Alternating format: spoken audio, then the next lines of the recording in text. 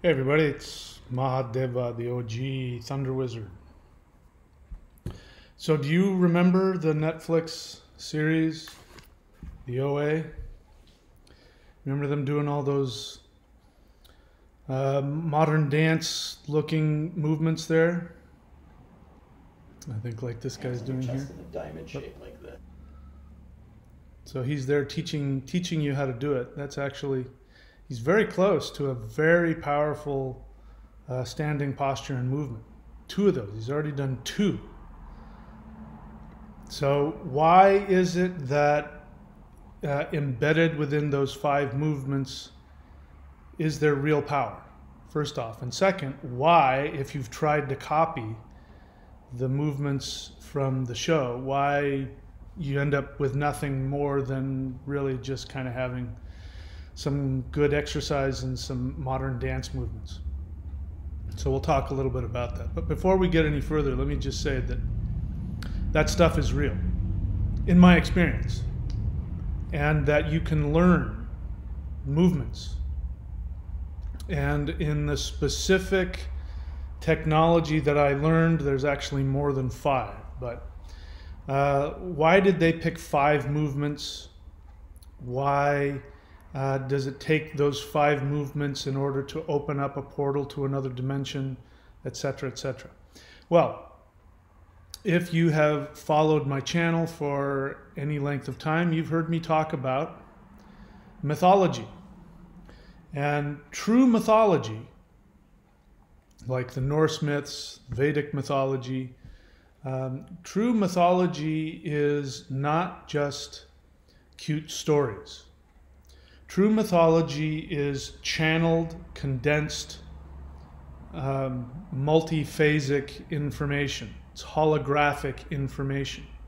Depending on who you are, it will affect you a certain way. If you're a little kid and you listen to the myths about Thor and his magic belt and his hammer and thunder and lightning and all that, then you're going to experience the awe and wonder of that. If you're an adult, you're going to, again, if we're talking 2,000 years ago, you might take it literally, but you're probably going to start seeing something about the myths that empower you, that give you a sense of pride in yourself, connection to the universe. And if you're a shaman, a wizard, a Vitki, then you're going to know what the symbolic meaning is behind all of those things. For instance, why does Thor have to wear a steel glove in order to pick up the hammer? Why does Thor, when he puts on his belt, why then does that double his power? Hi, 3 Owls. Welcome. I don't know if you're new to the channel or not. This is a question and answer. If you are going to ask a question, do me a favor, write the word question and then ask a complete question. Like put like a subject and an object and a verb. That way, I mean, actually this is important because these 5 movements that we're going to talk about are actually means of communication with the multiverse. So communication, correct communication is essential. You want me to answer your question? Actually write a real question and I'll be happy to answer it. Throwing out 4 words with no punctuation or grammar or connecting verbs or anything like that, I can't help you with that. I have no idea what that means. All right, so when we're talking about mythology, again, mythology is channeled information. And it's like, you've seen some of these sci-fi movies where somebody will get some kind of a transmission. Maybe it'll be a video transmission, and somebody say, hey, there's something embedded in there. And they look underneath and there will be some other carrier signal or something like that, which when you look at it, it has, and then you translate it, and then you get the coordinates to the center of the universe or whatever the hell it is. That's what true mythology is. And so there's some, what I'm trying to say here is that the OA is a form of modern mythology. And that even in the attempt to fictionally create these 5 movements As you see, here's some guy on YouTube, and he's explaining to people he's breaking it down. I'm showing these because that's actually, even though his posture is all wrong, completely wrong, he's actually showing you a very powerful hand gesture. And there's a second one, but again, his posture is all wrong and all of that. But that's okay. That's because, you know, these were people who thought they were making a fictional movie, and they're being inspired, and they get some modern dance person to create some dance thing. He or she, whoever it was, comes up with something, but the information is still getting to you. It's still getting to you. And the truth is, if somebody had a deep enough desire and they were to try and replicate what they saw in that movie, and if their goal wasn't, I'm just going to replicate exactly what's here, they were going to listen to their body to see which one of those postures actually created some kind of a connection. Because that's all that this stuff is. If you look at the what did I use? When you look at the picture that I used here, that's me in the background, and I'm doing, not only is that a posture that I taught and have been teaching for years, long before the OA was ever broadcast, but that's actually one of the movements within those 5 movements. That's a posture within the 5 movements. And it is an incredibly powerful one. It's an incredibly powerful, in fact, if I had to pick just one right now, I'd just pick that one. I would go and do that. In fact, that comes from traditions. If you wanted to learn real power, like the kind of power to leave your body, to fight demons, to become that one specifically, you want to become an invincible martial artist. You'd go and somebody would say, okay, and they'd tell you exactly how to stand, what to do with the fingers, because that's important, what to do with the breath, what to do with the intention, and they'd say, just do that posture. I'd say, what else? Just do that posture for 6 months and then come back and talk to me. How long? Do it for as long as you can. Some of these guys would stand in a posture for the entire night. They wouldn't sleep. And they would learn how to slow everything down in their body and stay in that posture. You know, sometimes the first time you go and you train with a master and they give you a posture and they go, okay, go stand in the corner while I teach class over here. And if you ask how long, they say, until I tell you to stop. And I have stories. I know guys that went through this, went to go learn from the master, and the master gave them a posture, sat them, stood them in a corner, and there wasn't any class going on, and the master's there, and he's on the phone, and he's eating, and he's doing whatever, and he leaves and comes back 2 hours later, and the person has to stay in that posture the whole time. I mean, your body starts to shake, and you go through all kinds of stuff, and you're sweating, and you're trying really hard to hold yourself together. And if during those 2 hours that the master is gone, whatever he's doing, he comes back, if you have dropped the posture at all, he knows. So you hear him coming, and you get back in the posture, and he looks at you and he says, thank you, please leave. He can tell if you've gotten out of the posture or not. And we can debate on how he knows that, but trust me, they know. So you have to understand what the human body is all about. Let's go ahead and take a look, and I've isolated some things here in the, here's some guy teaching people how to do this. And so I've isolated some of the things here. Okay, let's say turn. So that one I already told you is one. That right there, he's destroying the posture actually there. He's really destroying it. He doesn't know that because he's just doing modern dance. That's another one. That one right there that you see, that's actually the base if you're going to create a mudra. That's the base, and that is the connection of emptiness and earth. And then what you do with the rest of the fingers will determine which elements you're connecting to.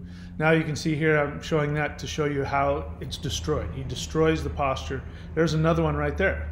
That one is for the air element or the metal. That one was the one I already showed you. That's for the ether element. And it gives you the power of what's called the thunder palm or the heavy hand.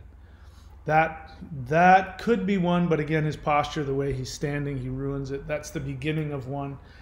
And all of those open up meridians. So if you're familiar with what they teach in traditional Chinese medicine, Qigong, Tai Chi, in many Chinese martial arts. That one right there, if he continued with that one, and he opened up his hand like, into the posture he showed earlier, that would be a posture right there.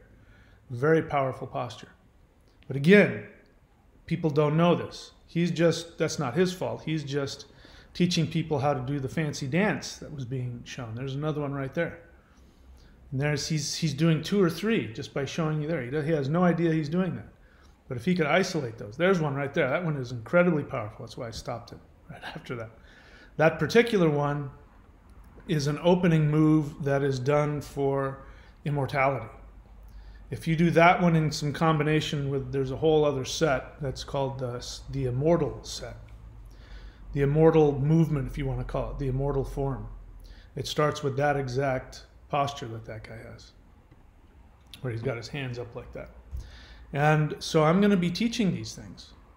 So what I've done is I have reverse engineered a lot of this. So if you've been following me for a while and you have learned, if you go to, I don't have the link up here, but if you go to courses.thunderwizard.com, you can see a lot of the DVDs that I have, which I eventually plan on converting those DVDs into streaming videos, because who the hell watches DVDs anymore?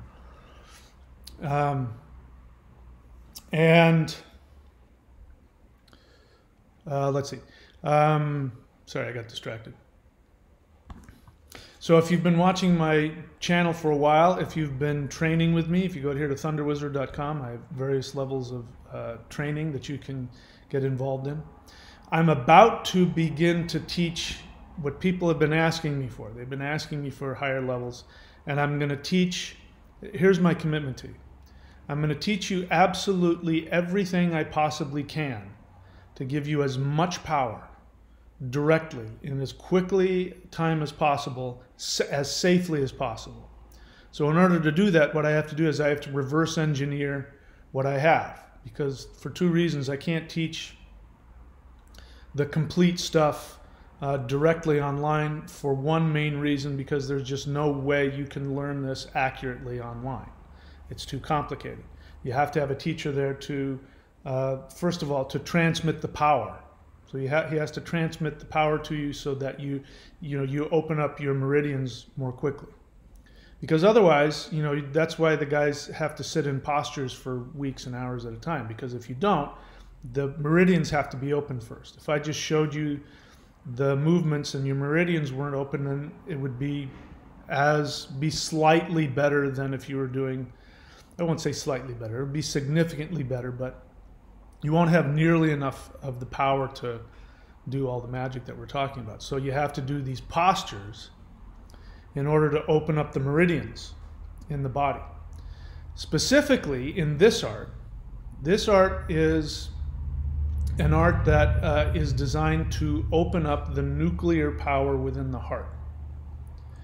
So most, and this includes yoga, as well as Tai Chi, Shaolin Kung Fu, etc., etc., most Qigong, they're more interested in the navel center. They understand that there are 2 other centers here, and it's not that they don't pay any attention to them, it's just that their focus is to open up and create power in the navel.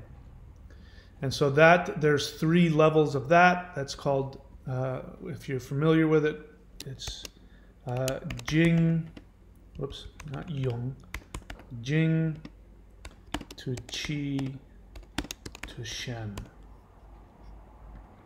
And so if you study Tai Chi, for example, and you've seen those guys who supposedly have this ability to move people without touching them, that stuff is real. And I'll explain to you if I remember. If I don't remember, remind me. But I'll explain to you why the people who supposedly have this empty force, why they're always getting beat up by MMA guys. Why you never see these guys in any kind of cage combat, and why when they do decide to go and take on some physical martial artist, why the physical martial artist always hands their ass to them. There's a reason for that. Actually 3 reasons. But if you're familiar with any of that, that stuff is real. being able to build up enough chi energy to create this energy bubble so that if somebody comes at you, it's like they run into a brick wall, and then you have this ability without touching them to fly them across the room, or if they're touching you, you just barely move and they go flying. I've made some videos about it if you want to watch it, about martial arts videos.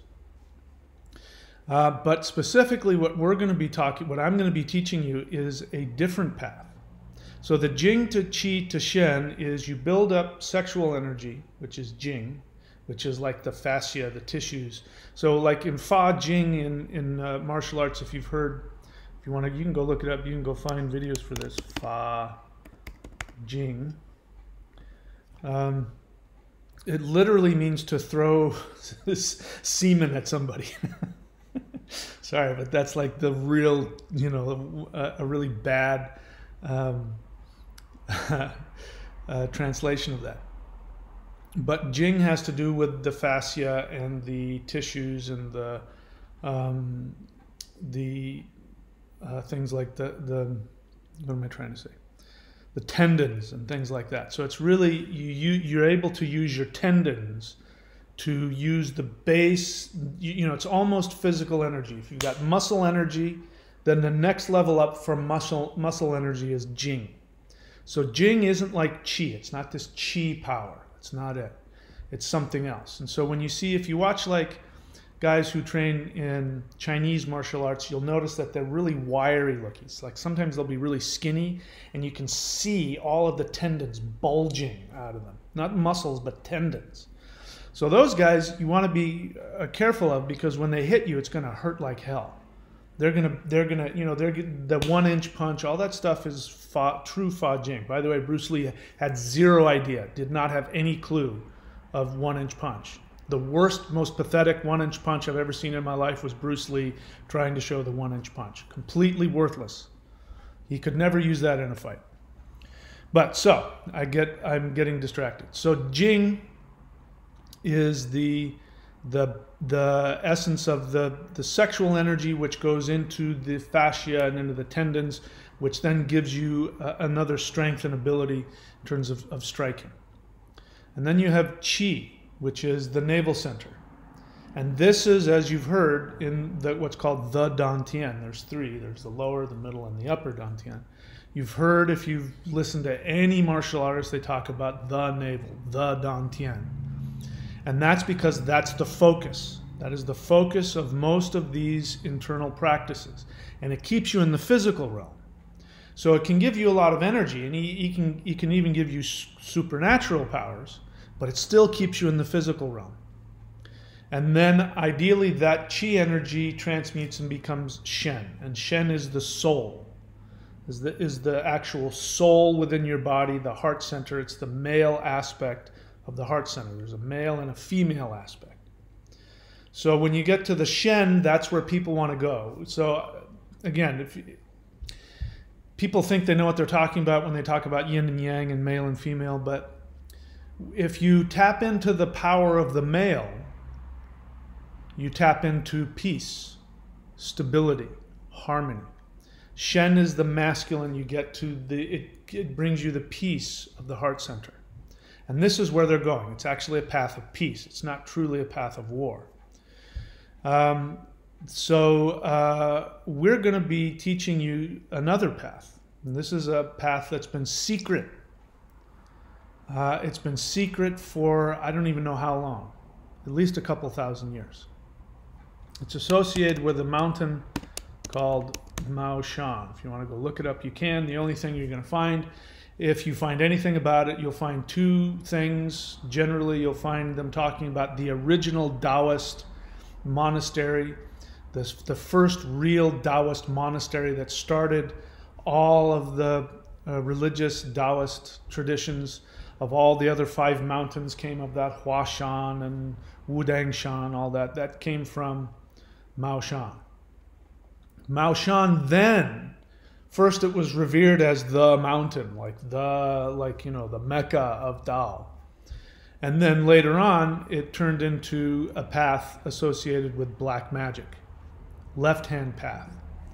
And there's if you follow the history of it, briefly what I'll tell you is that there was all kinds of political upheavals in China. And every now and then, every however many decades, for some reason, the ruling elite have to come down and try and destroy the spiritual centers. The Shaolin had to go through the same thing, the Maoshan, all the Taoist temples. And so all of the practitioners, like the Shaolin guys and the Maoshan guys and all the other guys, Wu Dangsha and all those guys, ended up having to flee for their lives. And so what they did is they fled to southern China, the mountainous coastal area of southern China, which was like the Wild West. It was really hard to get up into those mountains. And so it was a very dangerous place for, hundreds and hundreds of years. And so those who were rebelling against the elites, a lot of them would be Taoist and Buddhist monks.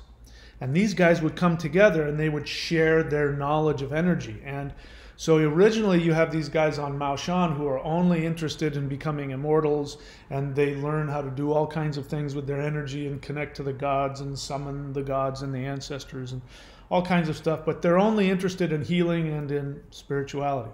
But they have this power, they have the secret knowledge that they keep to themselves. If they write it down, they write it in some kind of veiled, mythological, symbolic way. If you don't know the keys, you'll do it wrong. Like even if they're teaching you how to do a specific meditation, if you don't know that they've, say breathing this way actually means breathing exactly the opposite way. If you don't understand that, then you'll never get it right. They do that on purpose so that doesn't fall into the wrong hands. So these guys end up getting together and they end up talking. So what the interesting thing is that you get this fusion of Taoist and Buddhist teachings, and so you'll have Taoists who live in Shaolin temples and teach Shaolin guys Taoist martial arts, and then they put whenever you see this is like a Shaolin, this kind of thing is a Shaolin salute. So you'll see a lot of really powerful Southern Chinese martial arts with this kind of thing, which means that they, at some point, that art went through a Shaolin temple and was taught to Shaolin guys. And then among that, there'd be the Shaolin guys who learned just the physical part of it, and then there would be the guys who got together and learned the secret arts of it and all that. And it's really interesting stuff. But what I'm getting off topic, what this is coming from originally from the Maoshan tradition. And so you would have village styles, you would have family styles, and each village and each family would have their own specific scripture or their own specific download, because this was constantly evolving. And somebody would gain power and they'd get a download from one deity or another. One ancestor would appear to them and they'd learn something specific about how to open up the meridians. And depending on what you're looking for, you can do anything. Here's the point I'm trying to make. You can do anything with your human body if you know how to manipulate the meridian technology. So this, if I'm correct, and if things are going the way I think they're going, the universe is bringing a new evolution to this kind of power. And it's going to move from what has been associated with martial power, and it's going to move into this kind of thing that we have in the OA, of people doing certain passes, certain movements, katas, whatever word you want to call it, which will do different things, open up portals to other dimensions, give people all kinds of unbelievable powers. Because the great thing about the martial arts tradition was that, especially in southern China, the great thing about the martial arts tradition in southern China is that these people had to save their lives. And so they were willing to do anything and learn anything for as long as they had to. And they'd rack their brains and they would meditate and they would pray and they'd do all kinds of magic to summon deities and ancestors to get special powers because their life depended on it. That's why you don't see this kind of magic in other places in the world. This is why yoga doesn't have this kind of power. It has a different kind of power. That's why in yoga you do stretches and you do this and you do mantras, but you don't do this kind of movement. It's because they didn't have the same scenario. In China, these people had to physically, they didn't have guns, and they had to go up against bandits, and your next door neighbor might kill you for your water supply because he's a farmer. The elites are going to come with their armies. You had to have as much power as you could get your hands on, whatever the heck it was, in order to save your life. And so this is why this is why Tai Chi has now turned into what it is, which is this health and healing movement. And some people are able to get this power that they call empty force. And if you talk to anybody in Tai Chi, they'll say, well, the stuff for healing is great, but it's modified. The real stuff was actually a lethal martial art. And very few people seem to know, how long ago was that? It's morphed. It's morphed now into this healing thing. Unfortunately, because they don't have to train it as a martial art, they lose the power in it. Because they do it just to feel good or for fun or for health, and they're not thinking to themselves, I have to make sure I feel energy every second and every part of my body has to be a weapon. They're not thinking like that anymore, so all of the power pretty much dissipates. So the Maoshan tradition, as I've learned it, doesn't do Jing, Qi to Shen, which is the path of peace. The path of the sorcerer, the guy who wants to connect to the most powerful aspect of the universe and unleash within him the hidden potential within his body. He's going to go a different route. He's going to go Qi to Shi to Yi. So he bypasses spending all that time building up his sexual energy and then focusing on the navel. He wants to focus on the heart center as well, but that's the second step for him.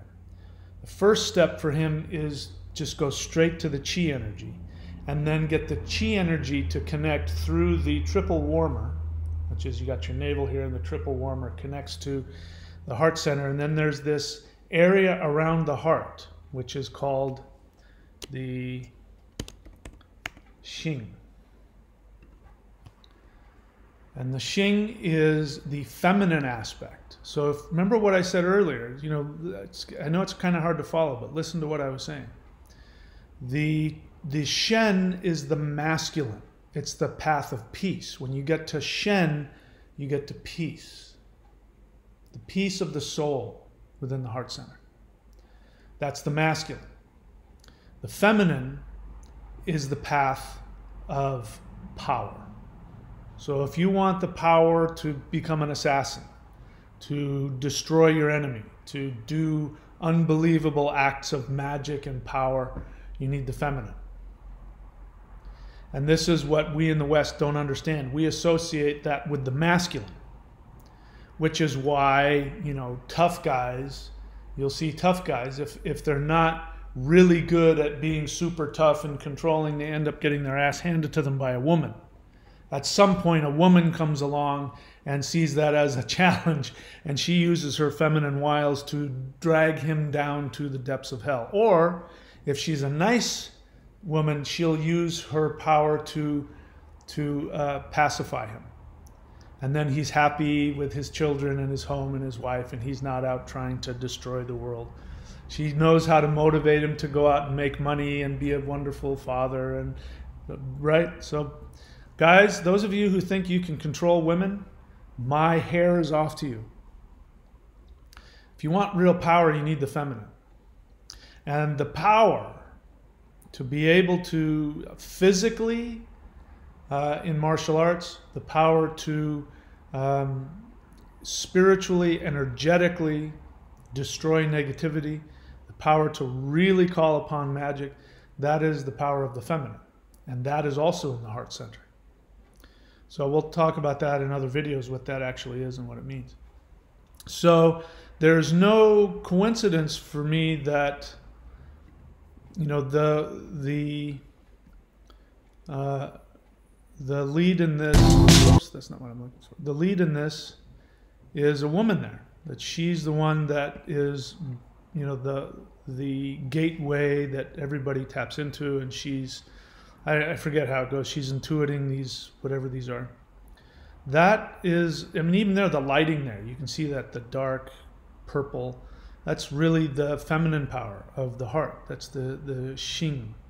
She's the symbolism just of that is the power of the feminine in the heart center, using its power to open up portals, and et cetera, et cetera.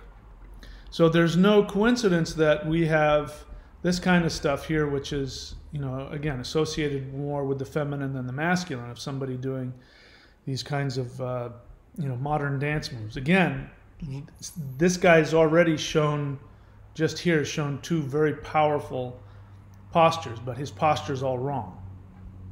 He's not going to be able to, and there's a third one right there. He just showed you a third one. And then, see, he ruined it. He doesn't know that, but he ruined it just by changing the posture. And so that's the universe. There's a fourth one right there. There's a fourth one. And there's a fifth one. There's a fifth posture right there. So the universe is giving the information to us, and it's clouding it so that those, the uninitiated, won't tap into it and know what it is already. But the fact that we want this in our life shows that it's there. So you may have seen some of this, volume down on this. I put this out, and again, I'm breaking the rules just by showing this. That right there is one of the, for the metal. This right here is the fire element. These are the 5 elements right here I'm showing. So there's, that's the fire again. Then there's the water element, which is the kidneys. This is again more water. And then there's the earth element, which is the stomach area. And so we do have these 5 elements. There's actually, in terms of movements, and that right there is from the Immortal Movement, the Immortal Set. Doing that is giving you the power of immortality and to the upper center. It's also the most devastating in terms of martial arts. Now, that is a martial art. What you just saw me doing, was developed by a fusion of Southern Shaolin martial arts. Because again, these were guys that were in the mountains, and they were learning the most powerful hand-to-hand combat they could in the conditions of those days in order to fight off bandits, as well as you know, the elites that would come down with their armies to try and destroy these rebels. And you've got a combination of somebody taking martial arts who then goes to one of these Maoshan wizards and says, I want to become invincible. I want to become an invincible warrior, and I want to be able to destroy, you know, all of the enemies. And so what ends up happening is the Maoshan guy teaches him how to do chants and rituals and magic in order to bring in the energy of the Xing, which is used for fighting demons. When you want to fight demons, you need this power that surrounds the heart center, this feminine power. There's a reason why Kali, the goddess Kali, for instance, there's a reason why she is seen as being the most powerful. It's not the masculine. If you see pictures of Kali and Shiva, Shiva is lying on the ground completely motionless. That's the Shen of the heart, at peace. She is the Xing, the Shi energy, the feminine energy that surrounds and protects the soul, and she's going to war, and she's got one foot on his neck, and blood is coming out of her mouth, and she's got skulls. That's the feminine. So you've got some martial artist who's, you know, learned some kind of Shaolin martial arts, and he goes to a wizard, so one of these Maoshan wizards, and he says, teach me, you know, whatever give me the mantra, give me the fu, give me the the chant or whatever it is.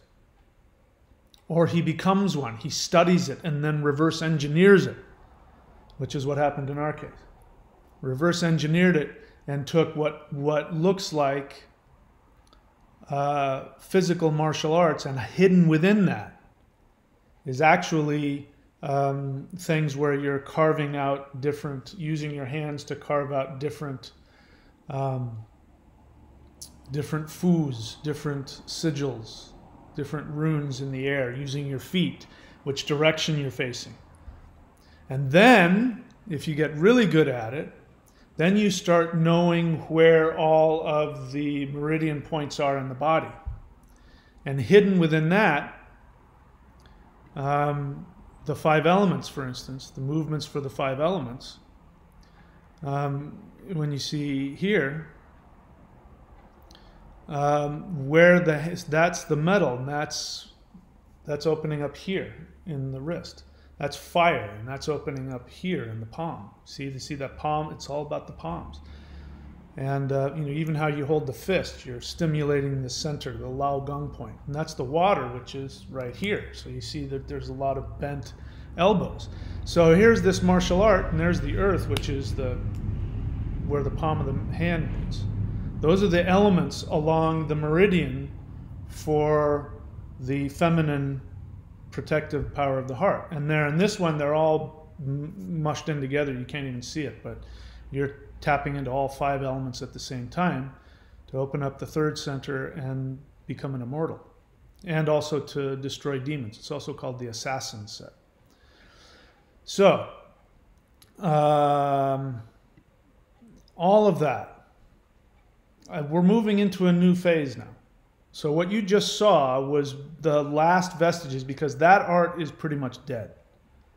The way you see me doing it, there's a couple of videos on YouTube of guys doing that same form. You wouldn't even be able to tell they were the same thing. I can tell, and I can look at it and see, oh, yeah, that's the Assassin Set. That's the 3rd set. But that's because I know the set, and I know what they're doing, and I see how the original Grand Master 100 years ago created 2 versions of that same set and gave the blunted weapon, which was just pure physical martial arts, which ironically is actually less. I mean, the guys that are doing it now, the guys that are doing that version now are giving up on it. They're now completely, they're doing it just to keep it alive and, out of tradition, but they know that it has no power, and they're doing things like the guy, in fact, the guy who now is alive, who is the master of the physical aspect of this, he's just given it up, and he's learning jiu-jitsu and Thai boxing because he knows that that's more effective. So I can look at that and see 100 years ago, the original Grand Master of this, who brought it over from China, he taught one person the true form, the real power, the magical form, and then he taught somebody else the pure physical form, and he blunted it, and he made it more physical, and he took out special little postures in there that if you just take out a couple of the postures, all the power goes out of it, or stances, or how to direct the energy. So what's happening now is that this art is dying. I don't know how many people are still practicing it. I'm going to guess there's at least 2. I believe that my teacher, who I no longer am associated with, I'm sure he still practices it. His teacher has got to be getting pretty old by now. I think he's still alive. He's still practicing it. The guy who was the Grand Master passed away a couple of years ago. And a lot of the secrets died with him. So what I've been doing is I've been reverse engineering. I've been looking at these things. I've been taking it piece by piece, dismantling it, and doing a lot. That's what I've been doing over the years. That's where a lot of these DVDs came from, like the shamanic Qigong, the Thunder Wheel Qigong. I forget what it's called. It was one of my DVDs where there's a posture for each one of the 9 directions. That was me reverse engineering. And since I've started practicing again, I've been doing more reverse engineering and more meditating and more asking for downloads, and I've been getting them. Showing here's why this does this, here's why this does that, and then I can take that and expand on it. So the end result is I'm going to be giving postures and movements to you, and you don't have to try and go through all that, you know, stuff that you see me on my hands. You don't have to go through all that. I couldn't teach that to you even if I wanted to, for multiple reasons. Number one, it's too complicated, and unless I'm there to alter your posture and to transmit the energy directly into your body so that it teaches your body how to do that, you won't learn it. Number two, it's too powerful. And unless you have somebody guiding you through that, you can blow circuits. Somebody asked me, what does that mean when you say blow a circuit? I mean that literally. Like you can blow a circuit in your head. I started practicing again recently like I'd never stopped. And because my meridians are already open, because I've been doing this for so long, it flooded my body at 100% of the energy, but I wasn't back up to that level yet. And it, you know, burst a couple of, I ended up not having to be able to do anything for a couple of weeks because had these pounding headaches, and I could feel every single, meridian in my head because I blew a circuit. I went too fast, too quickly. It's like if you haven't been to the gym for a while and you go in and lift, the most you've ever lifted in your life, you're not going to be able to get out of bed the next day. It doesn't matter that, 2 years ago you could have gotten through it.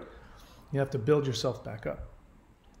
So that's the second reason. I couldn't teach this online even if I wanted to for that reason. And then, of course, the ancestors don't give me permission to do that. But I do believe that the universe is moving to push us in a new direction and to open things up. And just like the OA, that same kind of idea of somebody learning some postures, some movements that do all kinds of things. And there's all kinds of things you can accomplish with this. So that is something that I'm teaching. If you're my follower and you want to have all the basic tool blocks, so you're going to need a few things. First thing you're going to need to do is to subscribe at thethunderwizard.com. Go to the Warrior 90-Day Challenge. I've already got phase 2 up. Phase 2, I've taught you the 5 postures for the elements. So again, why are there 5 movements? Why do you need 5 people in that movie? Again, it's because whoever wrote it didn't realize it, but they were channeling this. The universe was saying you need all 5 of the elements. And when you get all 5 of the elements together, and you got the power of the 5 elements, which in your body happens to be the 5 major organs: the liver, the heart, the stomach, the lungs, and the kidneys. When you have all of those working together, of course, you're physically healthy, but those organs are also capacitors for this 5th dimensional, if you want to talk about the 5 dimensions, the 5th dimensional energy. And so this is, again, rule number 1, why I don't drink alcohol, why I don't smoke weed, why I don't do any kind of entheogens, is because that takes such a tremendous toll on the 5 organs that they can't do their job. Not only physically in the body, but then when it comes to spiritual, you'll have 0 power. You won't have any power. The capacitors won't turn on. They won't work.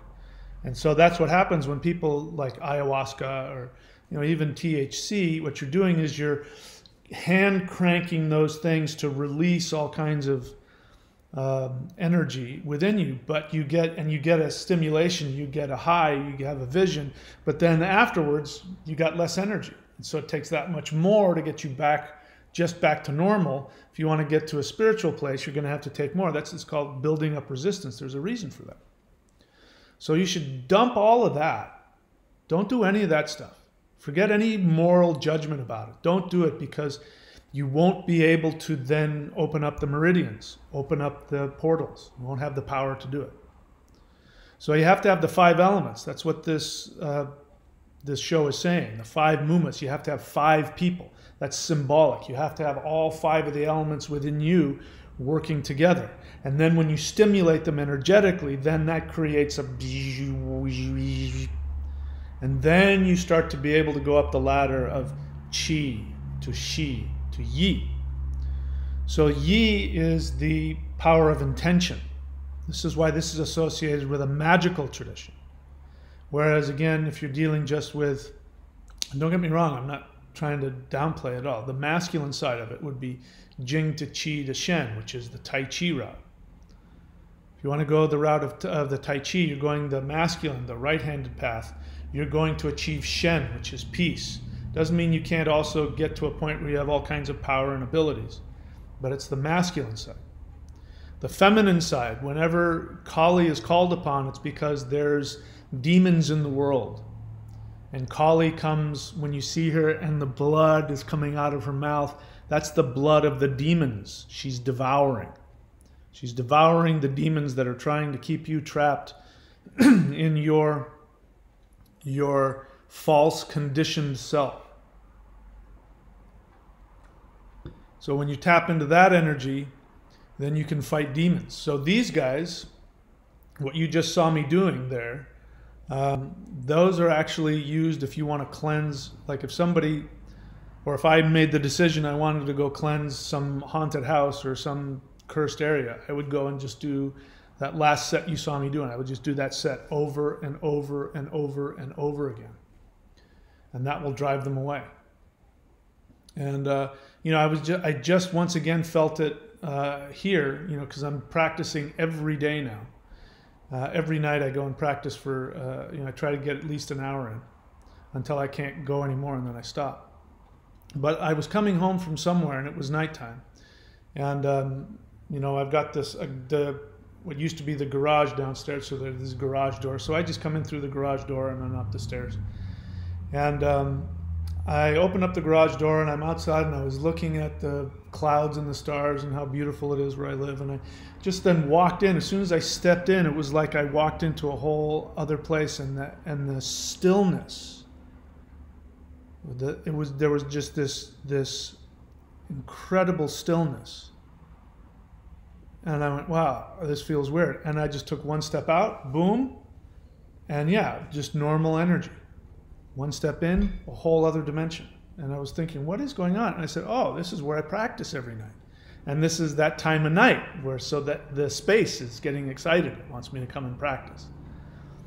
And this is the kind of energy that you first have to get rid of the demons. So that could literally mean literal demons, literal ghosts. What you don't realize is that you're surrounded by spirits all the time. You're surrounded by ghosts. You're surrounded by people who have passed. There's nature spirits. There's animal spirits. There's all kinds of spirits around you all the time. You're just, you learn how to tune it out. And when you do this kind of stuff, what ends up happening where you live, it gets really eerily, spookily quiet.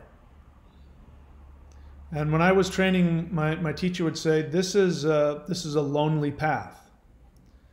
And I didn't really quite understand what he meant. And he says, and he'd ask, how does your house feel these days? And I go, what do you mean? He says, can you feel anything in your house?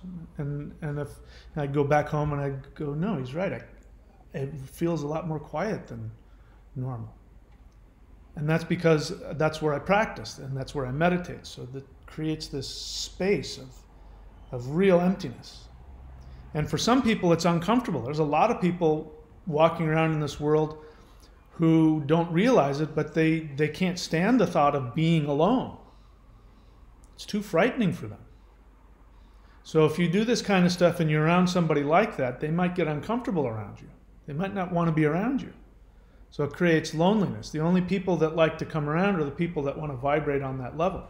The only spirits that come around are high-level master spirits. They can sense it and they want to come. They might come and watch, and they make themselves available to you. If you ask for guidance, they'll teach you things. And if there's methods that you can listen and they'll communicate to you.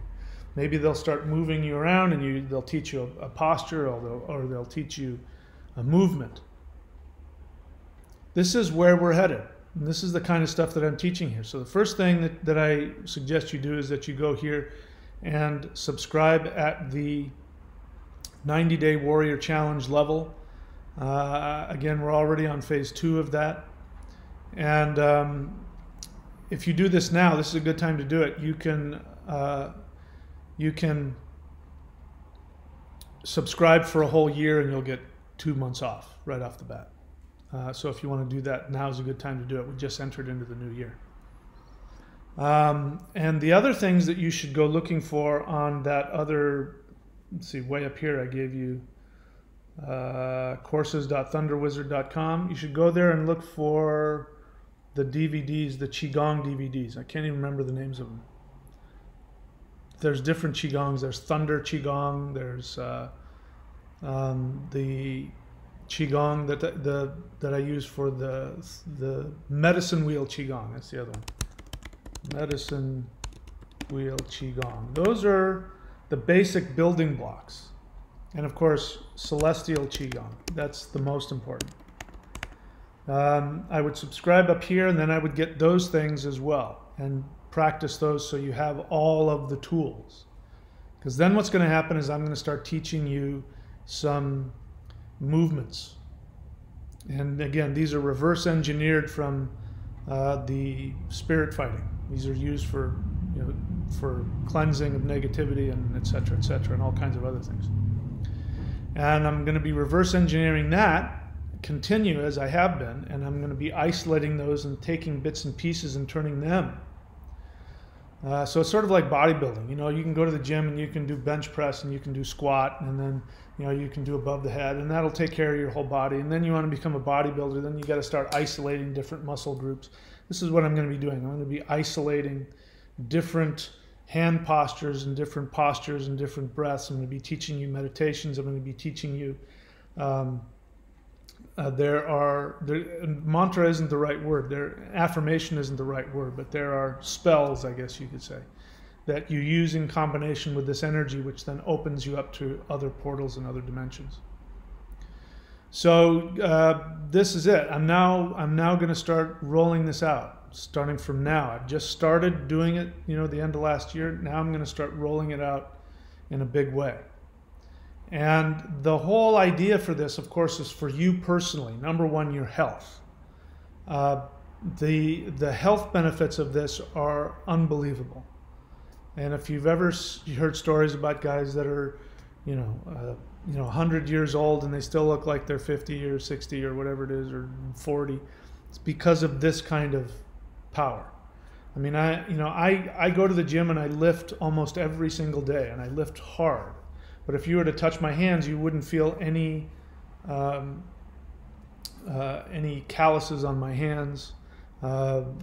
Especially women talk about how soft your hands are. My God, your skin and your hands are so soft because there's so much energy coming out of my meridians in my body. And this, of course, is going to keep everything healthy and squishy and alive. And so there's the physical health aspect of it, which it brings to you. And then, because we're dealing with the heart center, you're going to end up becoming more conscious and loving, tolerant, patient. You may go through some periods of not feeling so tolerant and patient and loving, and that's because this energetic sheath, this feminine energy that surrounds the heart, that we're going to be tapping directly into, this feminine energy that surrounds the heart also holds on to past hurts. And it's like a shield. And I heard a story of a TCM guy, a traditional Chinese medicine guy, who, he was just listening to somebody's pulse, holding with their thumb. And he says, "Oh, you've been divorced." "How do you know that?" "Oh, I can feel it in your pulse." It's because that pain was still in his heart center sheath surrounding his heart.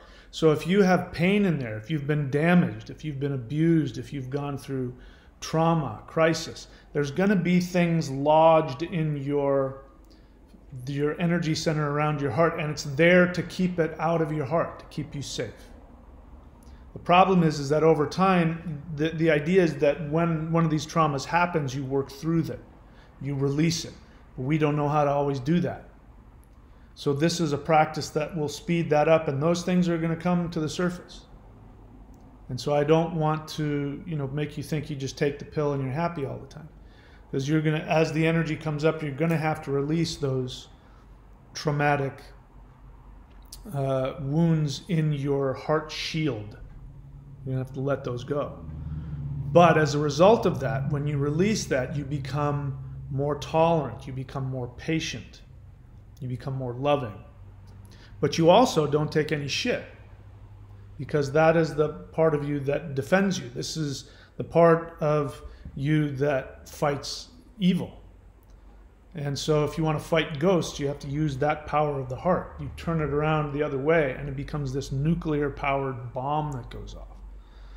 So this is another reason why these guys would stay up in the mountains, and they would just train by themselves in their huts in the mountains, because they were just too frightening to be around.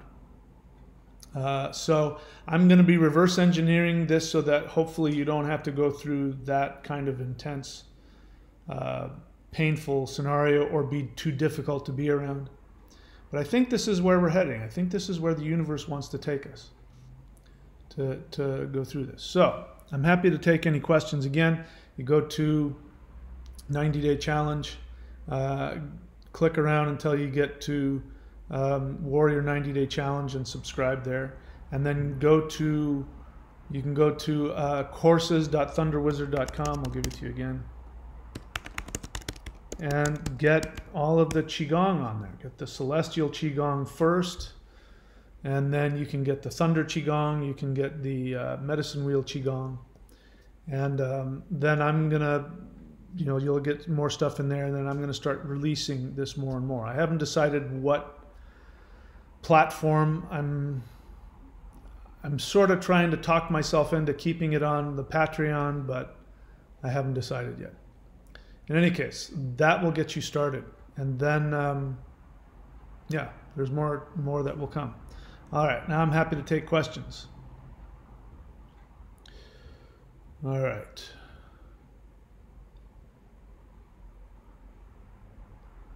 Renee Heal the Eagle dropped me down $5. Thank you. She says, question, when will you be doing this OA teaching? Well, I'm doing it now. But what's coming next, I've already put it together. I've already got it on video. What is coming next is I'm going to be linking together some standing postures and movements. And the first one is going to be, I'll walk you through all the steps, all the sets that there are, all the movements that there are. I'm not promising that I'll teach all of these in the way it was taught to me, but there's a footwork set which actually maps out the universe, and what it does is, stepping down heel toe, toe heel, and pivoting on the heel. You're facing different directions within the medicine wheel.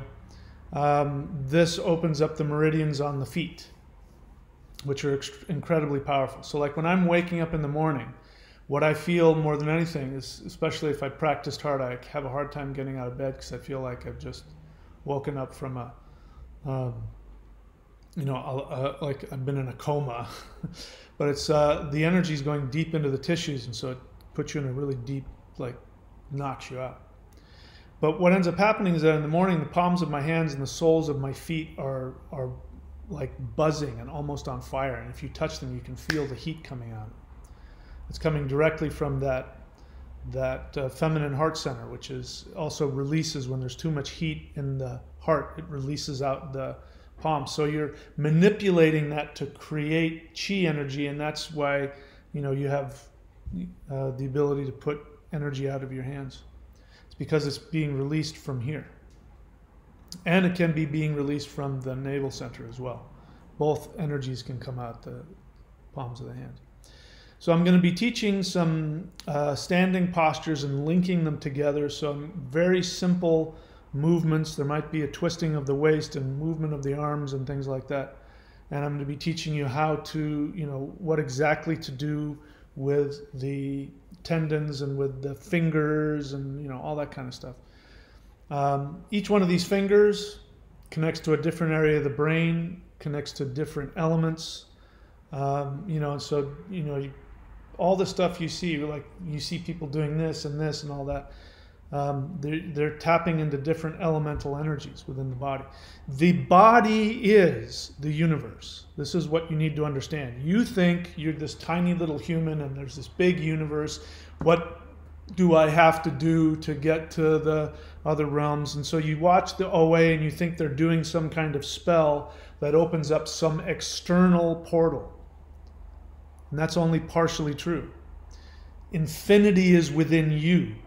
When you awaken the 5 elements within the body, the 5 organs, when you open the meridians, when the fingers and the hands and the feet and all the other things, when they all come in together, you then start to release the infinity inside your own body.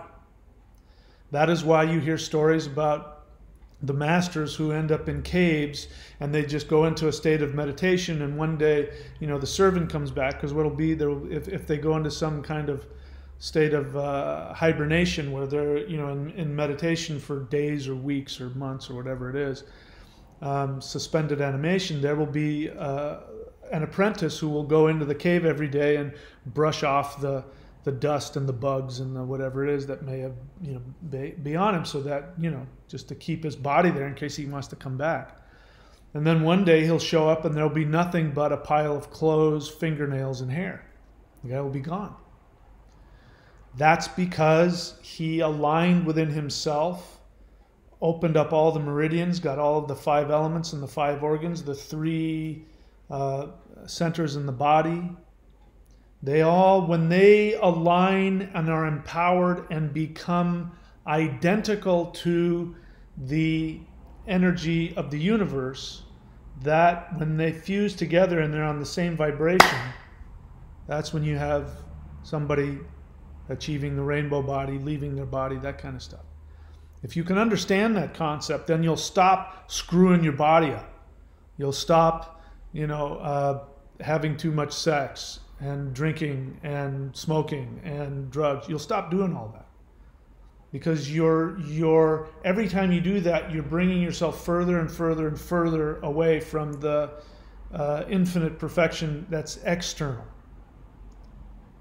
And then when you're able to get the body and the meridians and the organs and everything going, then you have to do the emotional part. Like I said, there's all kinds of wounds. Whatever wound has happened to you has been lodged in that shield around your heart,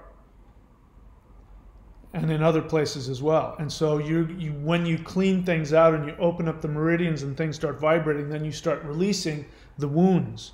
Some of them are past life issues come up, and you remember past life issues when you were burned at the stake for being a witch or being hung by your feet. Or I remember one time I was doing yoga and there was a posture that I couldn't do, which was, I still can't do it. You put your arms behind your back, and then it's like if you were to hang somebody, and they do this, they put your hands behind you, they wrap a rope, and then they pull it up and they hang you from behind like that.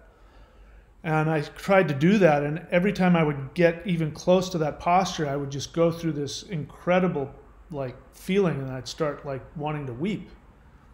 It's like, what is that? And it felt like torture. And then through that, I was able to remember having been tortured in a past life. So you have to work through all that stuff. You have to work through whatever happened to you as a kid. Whatever trauma you received as a kid, whatever false programming you got, what I call the, what do I call that? The authentic self and the conditioned self. You have all these conditioned self things that you have to let go of. So don't get me wrong, there's work here. But the great thing is that the universe is very, very loving, in that when you tap into the power, the immediate payoff is the feeling that you get. So whenever somebody uses entheogens, ayahuasca, mushrooms, THC, even alcohol. What they're trying to do is they're trying to experience, they're unconsciously trying to experience what happens when the body lines itself up and starts tapping into this power within and without.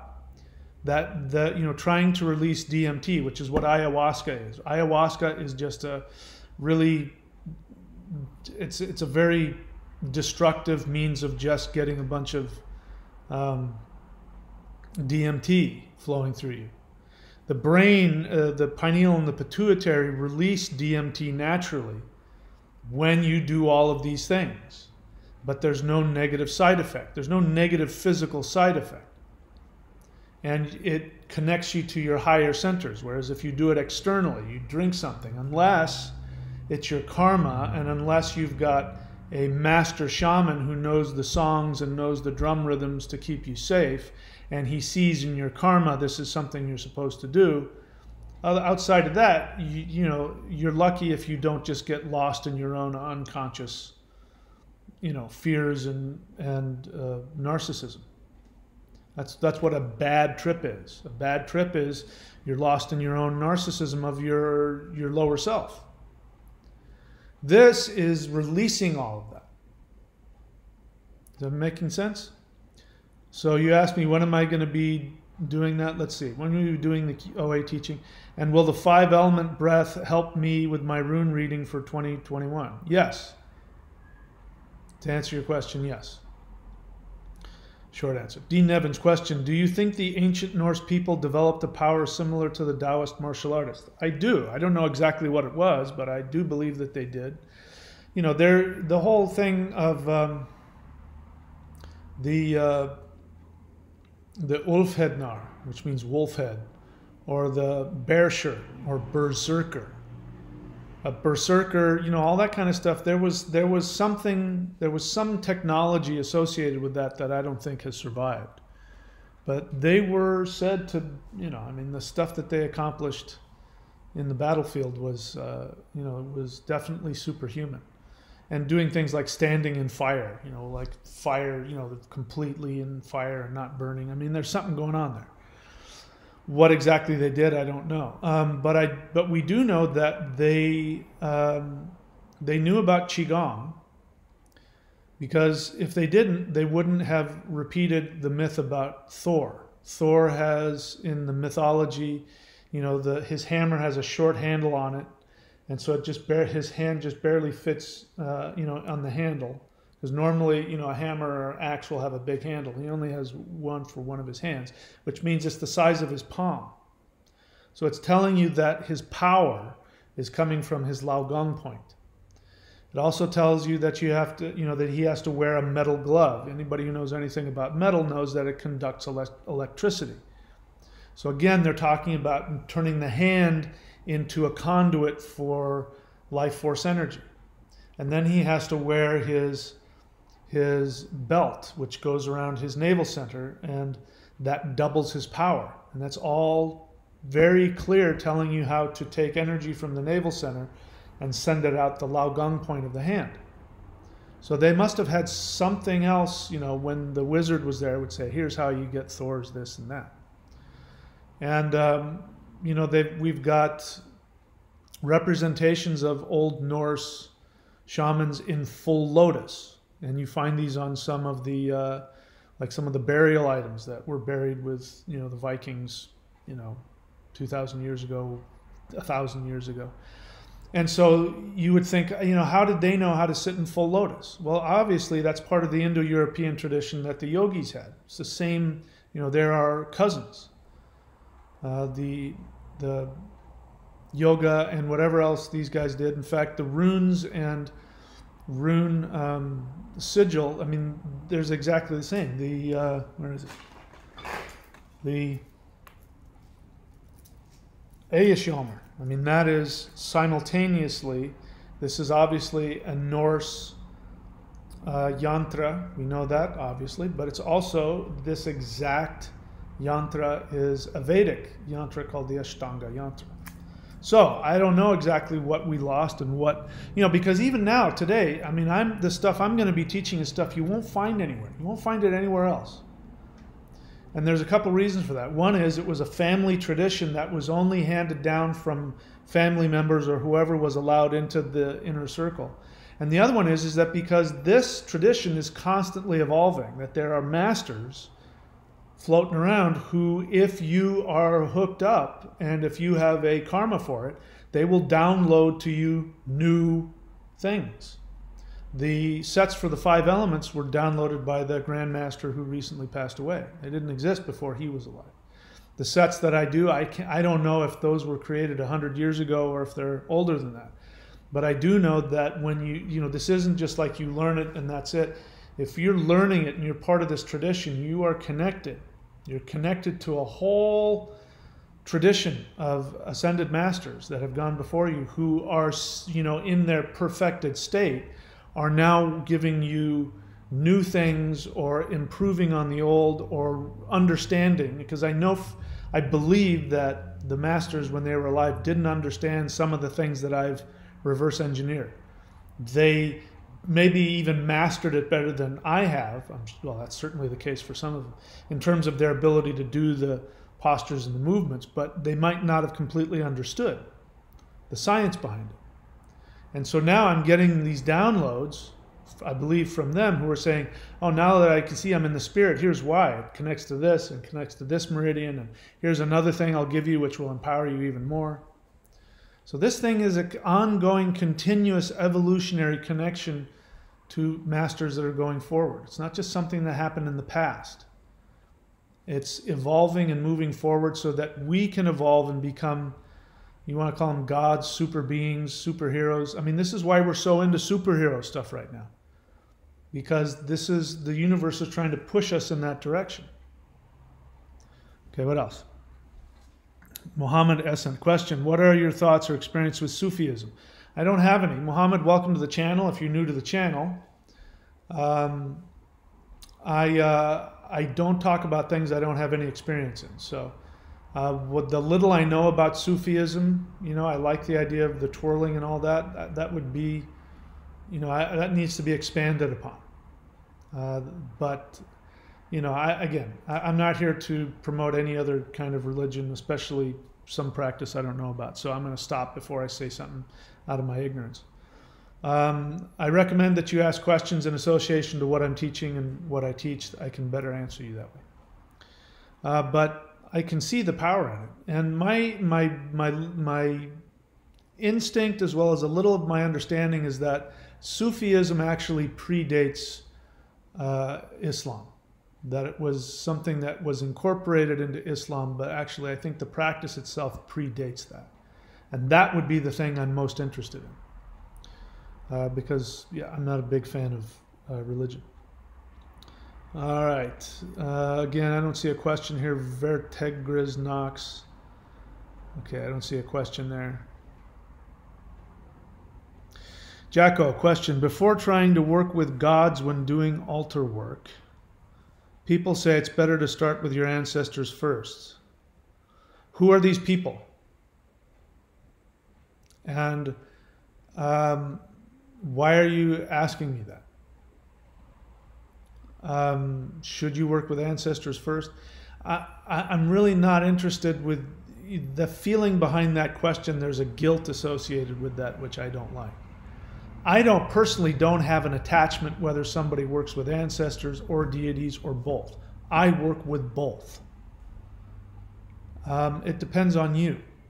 What is, follow your instinct. But I would forget about trying to do the right thing. And these kinds of things, like when somebody says, start with the ancestors first, I don't know who it is, but my instinct starts to make me think that it's some kind of neo-heathen, folkish group that, has a kind of a racialist tinge to, we have to follow our ethnic ancestors. And so that kind of stuff. I don't know if that's true or not. To answer your question, I don't care. Do whatever works for you. Everybody's different. I have a karmic destiny to work directly with ancestors. And that's simply because of, in my Vedic chart, my ascendant is right smack dab. I mean, if you couldn't get more exact on working directly with the ancestors. So if that's me and I'm saying I don't care whether you work with the ancestors or not, then I can tell you there's no right or wrong about it. You know, listen to what works. Do what works. If it works, don't fix it. And if it don't work, don't keep doing it. Jacko, question. After doing the Hool breath and Thor hammer energy work, for those that don't know what that is, you can search anywhere on YouTube for this channel of mine. This is if there was one, if you came to me and said, I just need one energetic meditation, mantra practice, just one thing that would give me immortality, I would say do the Hool breath. H-U-U-L, in case you can't see it. H-U-U-L, breath. Type that in anywhere on YouTube. You'll see my videos on it. Do that. That will connect you to my my lineage of ancestors that are working through me. And it's an international confederation. There isn't just one ethnic lineage. This is, in me, what has happened is you've got Taoist masters for thousands of years, you've got Norse masters, you've got Vedic masters, and you've got all kinds of other masters I'm not even aware of, who have come together and said, this is the time where we now synthesize. This is the time that the Hopis talked about. The Hopis talked about this, that in the beginning, the 5 families, the 5 clans of human beings went off into different directions and they became the 5 races. Each one of the 5 races was meant to master an element. And then at the appointed time, they would all come together and share their knowledge. Unless, like we've gone into some alternate universe where we messed up. And instead of doing that, you know, in fact, the Hopis knew the white man was going to come, and they knew that the white man was their distant brother, and that the white man had gone off to learn the fire element, to master the fire element. They said he's going to come, and when he comes, he's going to bring all this technology. And if he comes wearing a cross within a circle, he remembers who he is.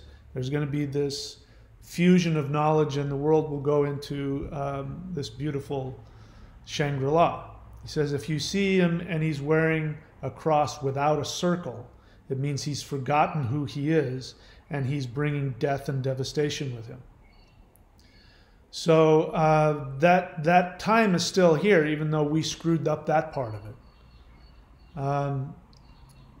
That time is still here of bringing together, synthesizing the knowledge of the ancestors. And there are those of us out there that are doing that. And I'm one of those people. So when you do the Hool breath, you're connecting directly to the Earth Mother Goddess of my ethnic tradition. We're talking like the first modern humans that got to Europe. They discovered this technology, and they started doing it. And but it calls upon all of the ancestral traditions from all over the world. So if you want to have connection to everybody, because this is, you know, the balance of life is hanging. You know, it's in the balance right now. And if we don't get things together, you know, we could see the end of, you know, the human race and, you know, the world as we know it. So it's time for all of that knowledge to still come together. So even though we missed the first part of it, we missed the boat in terms of our ancestors coming together and bringing and sharing knowledge, the ancestors are still doing it. So that Hool breath is one. You don't want to do anything else, you just do that. You'll be tapped into that healing, restorative path. DC Pagan question. My Atma Karaka is Mars, whose karmic lesson, according to my studies, is ahimsa, peace. Would following the Jing Chi Shen help me fulfill my Atma Karaka?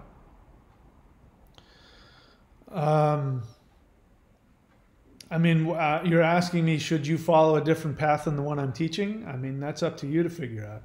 I'm teaching the path that I think is best for everybody. So you have to come to that conclusion yourself. I mean, I really don't know what to say. That's like going to a, you know, you're going to go to a therapist and you're going to say, hey, the therapist next door uses that other kind of thing, and I think that's better for me. Should I stop working with you and work with him instead? You know, how am I supposed to respond to that? Do whatever you think is best for you. Atmakaraka as your karmic is your Atmakaraka is also means that Mars wants to be the one to teach you. The path I'm teaching is a Mars path because the planet associated with the Xing is Mars. It's just the feminine aspect of Mars. So again, DC Pagan, you didn't realize it, but you were being unconsciously, you know, self-destructive in your relationship with me and my teaching.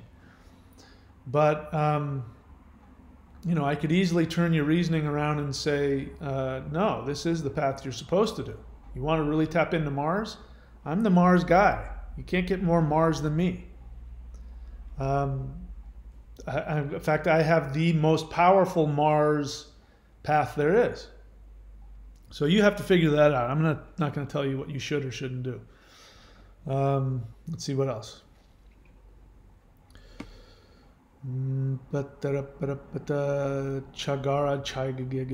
Question. You mentioned before in past videos something about, forgive me, I'm going to butcher the pronunciation, hammer howling or howling before doing the elf ritual. What is that?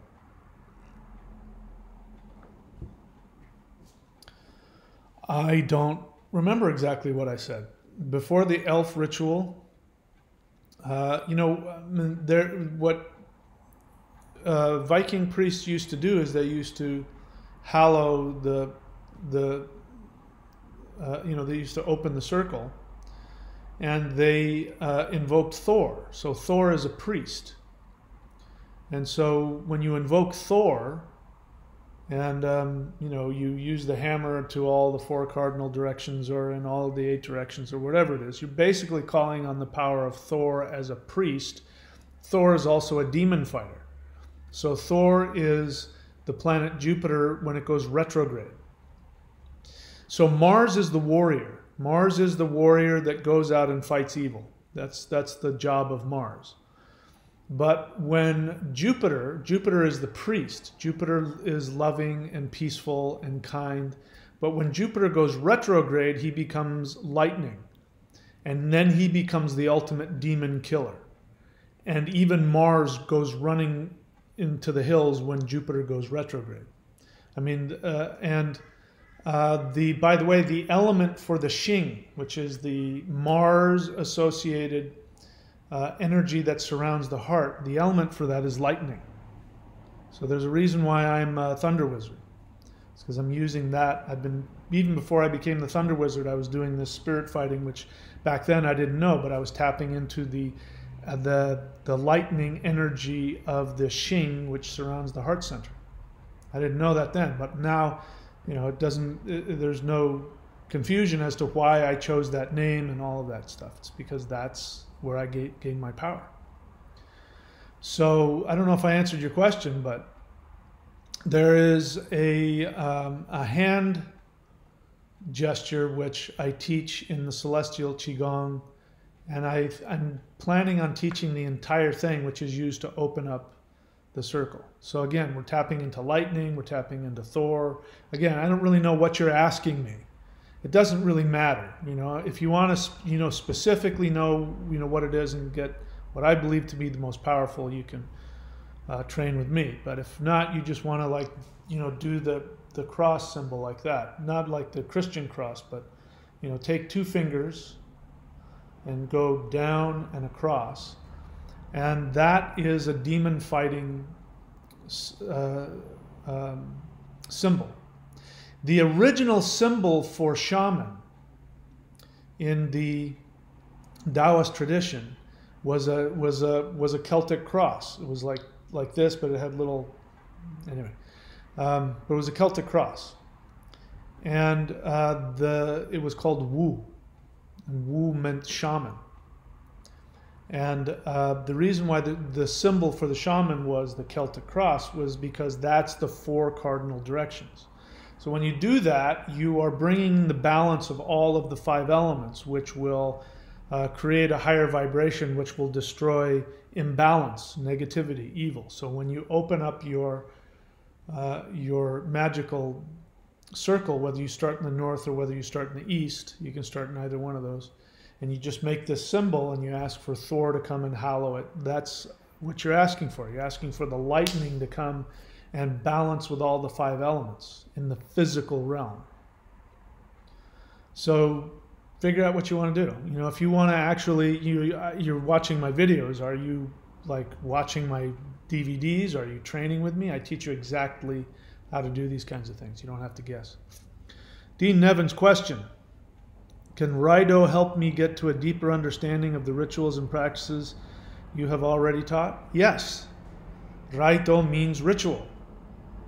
Following the right path. If you meditate on the Raido every day and you have a karmic connection to it, you will learn rituals. Everybody wants to, oh, Jedi Black Knight, I missed him. Oh, wait, I also missed another one up there. Let's see what else. Vertigrex. Vertigres Nox. I don't know what that means. Question about portals. From your view, do you think it is more the yogic-like movements and navigation of energy, or the intent and inner spirit, or must be a combination? Since you're asking me, it has everything to do with precise body mechanics. Yoga does not open portals like that. Yoga,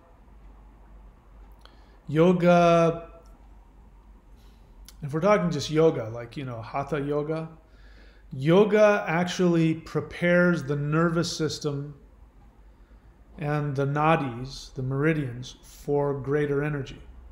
Yoga is great. If somebody practices hatha yoga and then does these postures, they're going to have even better results. The portals that yoga opens are going to be, you know, what the yogis mastered was mantra. They mastered mantra and they also mastered yantra. This right here isn't just a 2-dimensional symbol. If I were to place that on my altar in front of me, it would then become a 3-dimensional portal. So they use mantra, they use sound vibration combined with this, which then when the sound comes on to, especially if it's made out of brass or something like that, or crystal, and you've got these things, the sound goes in there. If the mantra is associated with the symbol, then the symbol becomes a teleportation pad for a deity. So the deity will come in through that portal and awaken. The shamanic drumming, if you've seen me do that, will do the same kind of thing, but it will bring the ancestors, you know, into wherever the drumming is. So it becomes a portal. What I'm talking about is using your body as that, all of that. You become your body becomes the portal. And so what you're asking me, again, I'm listening to your question, Vertigres, but the unconscious assumption that you're wanting me to help you with is you're saying, I'm not doing your thing, I'm going to do my own thing, so tell me what's best out of that. And I'm going to tell you, listen, if you want the most, I mean, I'm biased, but if you want the most powerful technology to become the portal, I'm teaching that. If you would rather do something that's more associated with ritual, that's a whole other path. If you want to find something that's associated with spells and chanting, mantra is the way to go. But even then, you have to know what your astrology is. This is why I'm a Vedic astrologer. People come to me for Vedic astrology readings. I give them a very specific mantra based on their precise chart. Depending on where the planets are, is going to tell me what deity. Depending on where the moon is going to tell me what sound you need, and then depending on that and your name is going to tell me what seed sound needs to go in front of the first syllable of the correct deity, and then you find this connection and you create a portal. There's a science to all of this. This is why in the past there were masters. You went to a master to learn. And that's why nowadays, forgive me for saying so, neo this and neo that, neo Druidism and Wicca and all that. They're grasping at straws, and sometimes they stumble onto something and sometimes they don't. And there's a huge difference between working with an actual lineage that has an unbroken connection and there's a specific technology that's been honed over thousands of years, and just trying to sort of wing it. I mean, some people wing it and they hit the lottery. Sometimes they have a destiny and they wing it, you know, like the OA is a good example. That would be somebody who had a karmic destiny and they won the lottery. Boom, they figured it out right out the gate. The rest of us need to treat this like a science and a technology. So let me read your question again. I think, again, you're trying to sort of manipulate me in a place where I can give you what you think you want and you don't really want to learn what I'm teaching, which is fine. But if you want the most power, this is what I'm offering. So let me read your question again. About portals, from your view, do you think it is more the yogic-like movements and navigation of energy, or the intent? Yeah. So now what you're asking me is, I don't know that I want to do that, or that looks too hard for me, or I don't understand it. I just want to intend the portal to open. And this again sounds like a modern Western magician. The kind of thing a modern Western magician would ask. I don't know if you are or not. But that's, again, because it's coming from, we're trying to figure things out and we'll put things together. And this is very Western in terms of the intellect. So you need to make a distinction between the intellect and true intent, because they're not the same thing. Most Westerners, again, I could list them all off, they are using intellect. They pride themselves on the spells that they use. But that's intellect. So these are the same people who, anyway. So if I'm getting to the nut of your question, your intellect is not going to serve you as well as some other things. Intention is good if you have the proper technology. So let me rephrase your question. About driving on the freeway, is it more important to have a functioning car and sit behind the wheel, or is my intent to just go 65 miles down the freeway, is that enough? The answer is going to be no. Your intention without the car is meaningless. You have to have the technology. So I'm not going to co-sign that. I'm not going to make it easy for you. You need the precise physical technology which opens up all the meridians and the portals, which is the car. The chi is the gasoline. Your intent is where you decide to take the car. But if you don't have a car and you don't have gas in the car, all the intent in the world is meaningless. Jedi Black Knight question. I see that you often conclude exercises by bringing your hands near the heart, followed by Quan Kung Seal. Can this also be done after each element posture before proceeding to the next element? Yes. What else? I already answered that. Dean Nevin's question, I answered that. Torleif Murray question. Can you use the hammer hallowing on yourself and others? I don't understand your question. First off, that's not the word that I use. I'm using somebody else who tried to use that. It's best, Torleif, if you ask me questions about things I teach. So what I'm going to direct you to do is go onto my channel, my YouTube channel, and look for Thor's Hammer Qigong. Okay? Look for that on my channel. That's really what I'm talking about. I sort of generalized it in case somebody wants to just open the... Fine, you go do that. You want to really learn how to tap into Thor's power, you can do that. Can you use it on yourself and others? Again, it tells me that you're new to my channel because that question doesn't really mean a whole lot to me. Just by doing it, you're doing it for yourself. If you're opening up a circle, you're doing it for others. So the answer is yes, and I'm confused as to why that isn't clear to you. I'm not trying to judge you, but it just, that seems to me like an assumption. I assume that that's part of it, and so I'm confused as to why you don't also share that assumption. But it also tells me that you haven't done it. So I recommend go do the Thor's hammer. There's all kinds of free stuff on my channel. You'll get an idea of the power I'm talking about. I want to get everybody out of this new age concept of intent.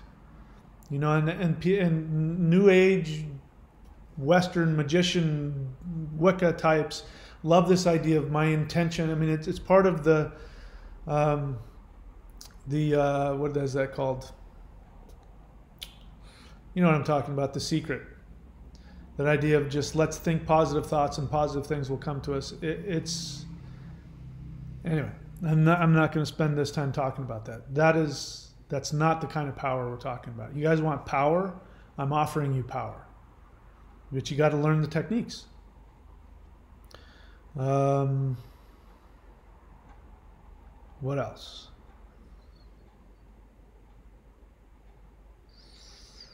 All right, no more questions in there. I don't see any more questions. All right, so let's go over here. I'm going to try and identify some of the things this guy is doing. Of course, all he's doing is he's just repeating the movements from the movie.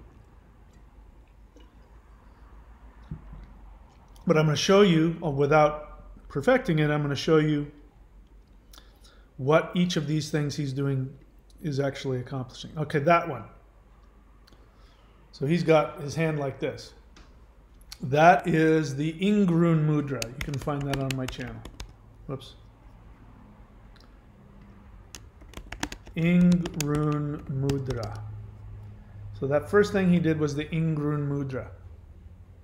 Each one of these fingers is associated with a different part of... Now, I'm sitting here like this, and my hands are this far away, and I can feel the energy, because I'm doing this work every day. I can feel like my hands don't want to come together.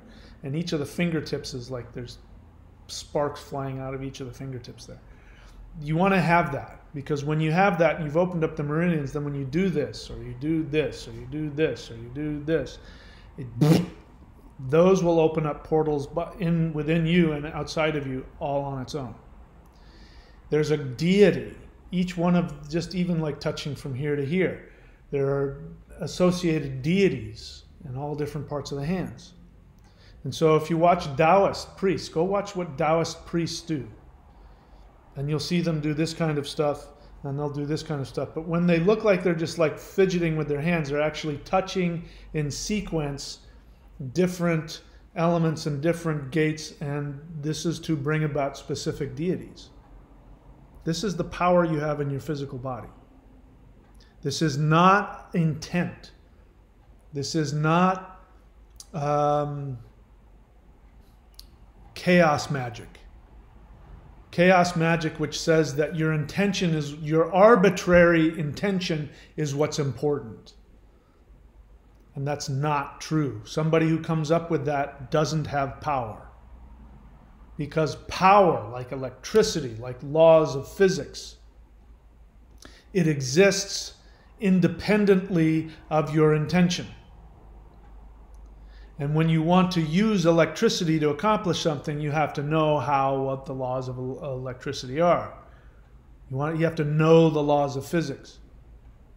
And when you know what they are, when you put this together with this, chemicals together, this happens, then you no longer are so trying to just force your intent onto something. It's the weakest possible form of magic there is. Intention is very powerful. But again, when you drive a car, your intention is what gets you where you want to go as fast as you want to go, and you pick the route. But without the car and without the gasoline, your intention is meaningless. So I recommend those of you watching, and if you're hearing what I say and you want me to tell you, intention is everything. That's only partially true. It's only part of the truth of it. Now, here's why this stuff is kept secret.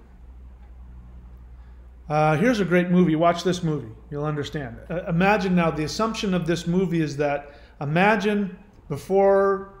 Anyway, what is the movie? It's called The Sphere, if you're familiar with that movie. The Sphere. So that movie is about people who...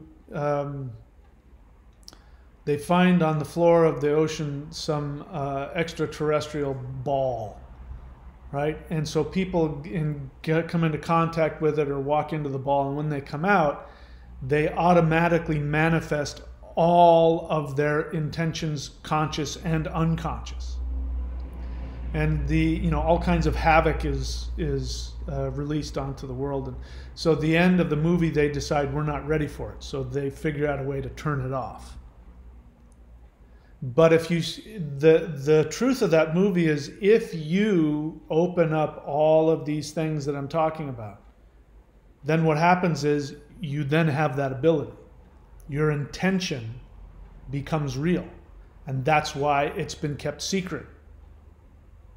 And that's also why it has built-in safety mechanisms, which is, like I said before, if you learn how to do all this stuff, especially if you're tapping into the feminine power that's surrounding the heart, all of your emotional wounds and your blocks and your unconsciousness is going to come into your conscious awareness, and it can be, depending on what you've gone through, can be very painful. And that's a built-in safety mechanism, because if somebody is focused on their unconscious selfish desires, which means they're unconscious, usually they're damaged, it means they won't be able to tolerate the pain, so they'll stop before they finish. And so that's a safety mechanism. But that's why if somebody is selfish and goes after magic and power, like these martial artists in the past, they were going after it for what we would consider to be less than spiritual, wanting to be physically, indestructible and being able to destroy and kill all their enemies. That's not necessarily a spiritual place, but by doing the work necessary to get that power, they end up facing themselves. And so those masters that had this immense power and could do all kinds of things, you'd find them to be very, most of the time, very loving and kind and spiritual. And then they would not teach people those methods because they realized within themselves that that negative, selfish thing wasn't what they wanted, because they healed themselves of all their wounds. And then you have the Darth Vaders, and they do exist, and these are rare, but when these people do arise, they can be dangerous. And they're dangerous because they have the discipline to tolerate the negative feelings that come up, but they don't change them, they don't heal them. And then they feed off of that negativity, and then they become very powerful.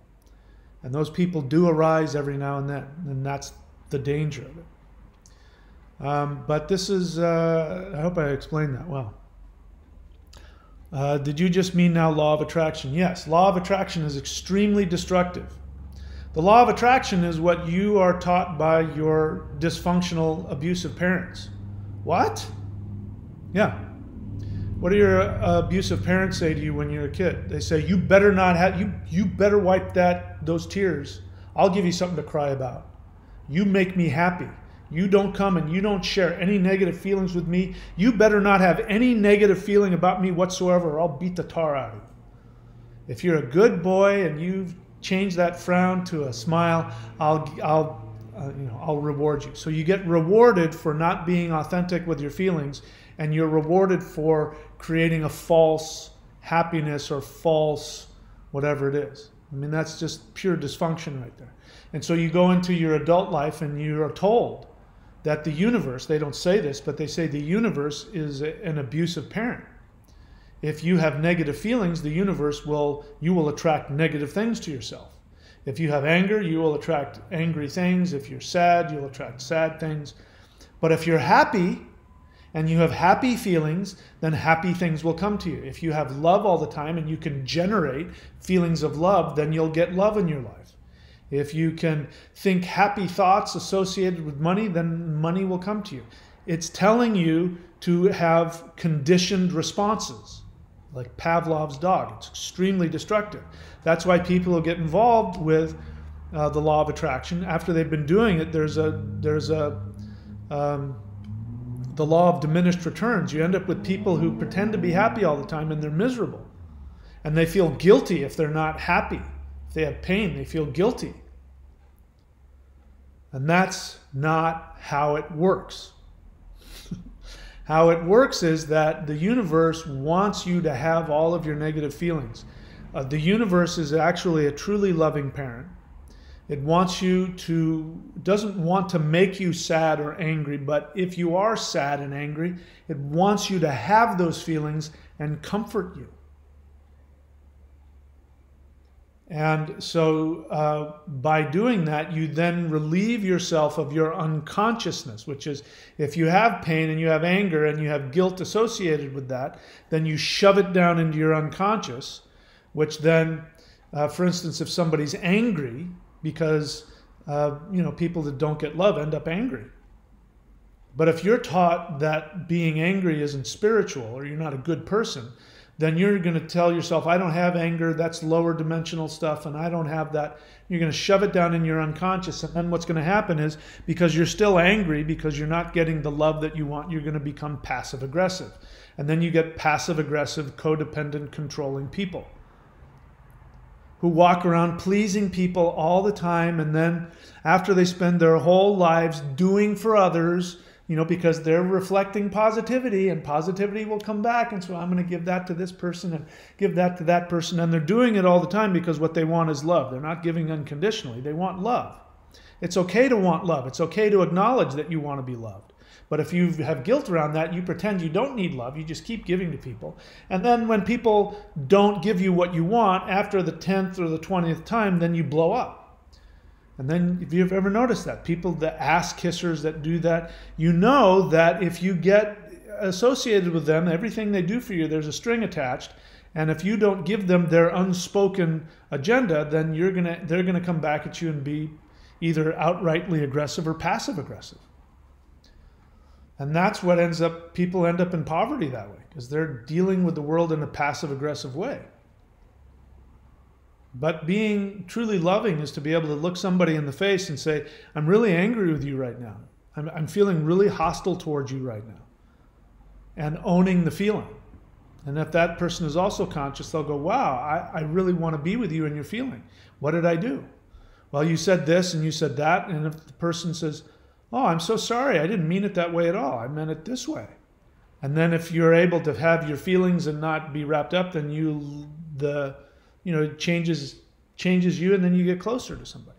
This is the relationship the universe wants to have with you. When you do these exercises and all this stuff comes up, it's not that you should shove it down and pretend you're spiritual and put it away and become a Darth Vader.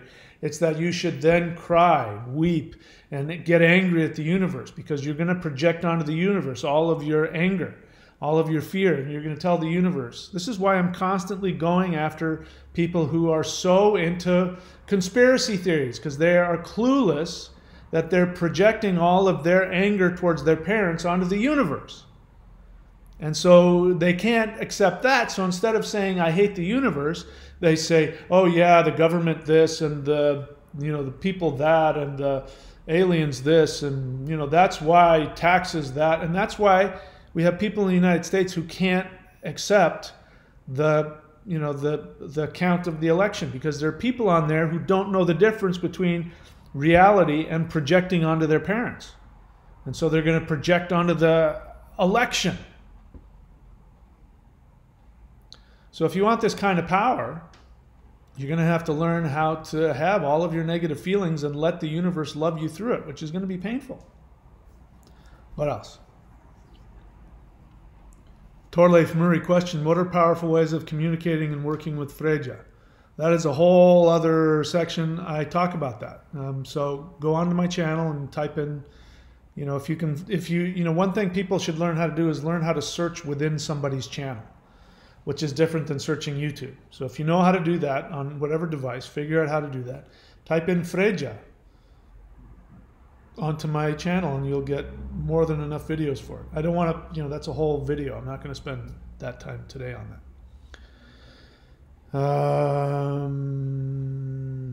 So Gaia, Yo-Yo, Lois, if you have a question, welcome to the channel. Please write the word question, because otherwise I might miss it. So you're doing two things. I don't know that you're really asking me a question, but let's see here. Let's read it. Without working, practicing towards it, I and others can see faint light energy from my fingertips. It's happened since childhood. How is this possible? I think you know the answer to that question. I mean, let's be honest. You know the answer to that question. You're wanting me to sort of blow up your ego a little bit. It's obvious something you've brought from previous lives. I don't think that it's something to brag about that you haven't done any work. If you have this, it means that you need to be working it. Because if you're doing it without trying, that means that you're seeing 5% of what you're capable of. This is a science. If you've been given this, there's a good chance in this lifetime you have a destiny and a responsibility to expand that power. So I would encourage you to not, be satisfied that you have this. People can see it. Can they see it? Can they feel it? Can you do something with it? Use it. I don't know if you're a healer. I don't know if you're a magician. I don't know what you're supposed to be. But I recommend that you do something to really unleash that power. This is obviously what I'm teaching on this channel up here. So if you want, you can subscribe there and you can find out what you're capable of. But the short answer is you obviously learned this in a past life. I forgot to ask my question. So my question was, again, vertebrae, again, I'm going to bypass you unless you write the word question. I didn't this time, but sometimes I do. So please just do that for me. Whenever you have something, just put in all caps question, and then my eyes will find it. I forgot to ask my question, laugh out loud. So my question was sorta, why do I know how to do these type of movements you are describing without having been taught? But I realize it's not an answer. I'm going to say the same thing I said to Lois, which is that's great. It means that you feel a connection to it, but don't sit in that. I mean, you can if you want, but it's like, there's so much more available to you if you train. In fact, people like you, if you train, you will get these powers if you really are bringing this from a past life. So I'm not going to co-sign your ego here, which is what you guys want. You want me to go, wow, you're special, and I know that's what you want, and that's all true. But from my perspective, as somebody who relates to you, I have the same experience. I went and trained in it. There's a whole other level of reality that comes out of training it than just sort of having this sort of weird ability I don't really know what to do with. There's a lot you can accomplish for yourself and for the world if you actually become skilled in something that you naturally have. And that's not your fault. If you didn't know, now you know. There are techniques. Mine isn't the only way. Go train in Tai Chi if you want. Go train in yoga. Go train in something. This to me is high level. In my experience, this is the highest level special forces type of power. So if you want to be like a special forces demon fighter magician, this is it. There might be other stuff out there. I haven't found it. I've had people who've come to me who've said, I've been doing Qigong and Tai Chi my whole life. I did your celestial Qigong. I've never felt anything of this vibration ever before. A blue being came down in front of me. And I'm not saying that'll happen to you, but that's what some people have said. That's what I'm offering here. And I want to help kickstart this evolution, which means warriors coming out and changing the vibration. Like, in my house where I practice, no negative entity is going to come anywhere near my house. And especially in the downstairs, there's no negative anything that's going to come anywhere near there. And so when I practice, when I have the awareness, I intend that for the whole world. So imagine if we had 100, 1,000, 10,000. Imagine if we had 1 million people across the world doing these kinds of things at the same time, intending destruction of negativity all over the world. I mean, we change the world. This is where I think this energy wants to go. At the very least, you can become, how do you like this idea? How do you like the idea of becoming a guardian angel? What, the Christians call a guardian angel. Like the angel, Archangel Michael. Imagine being, after you've trained your whole life and then you die a normal death, you come out of your body and there's these beings of light who say, you're a light protector, come with us. And you get to go when souls are coming, being released back into the universe. You get to go and surround them and protect them and help them find themselves.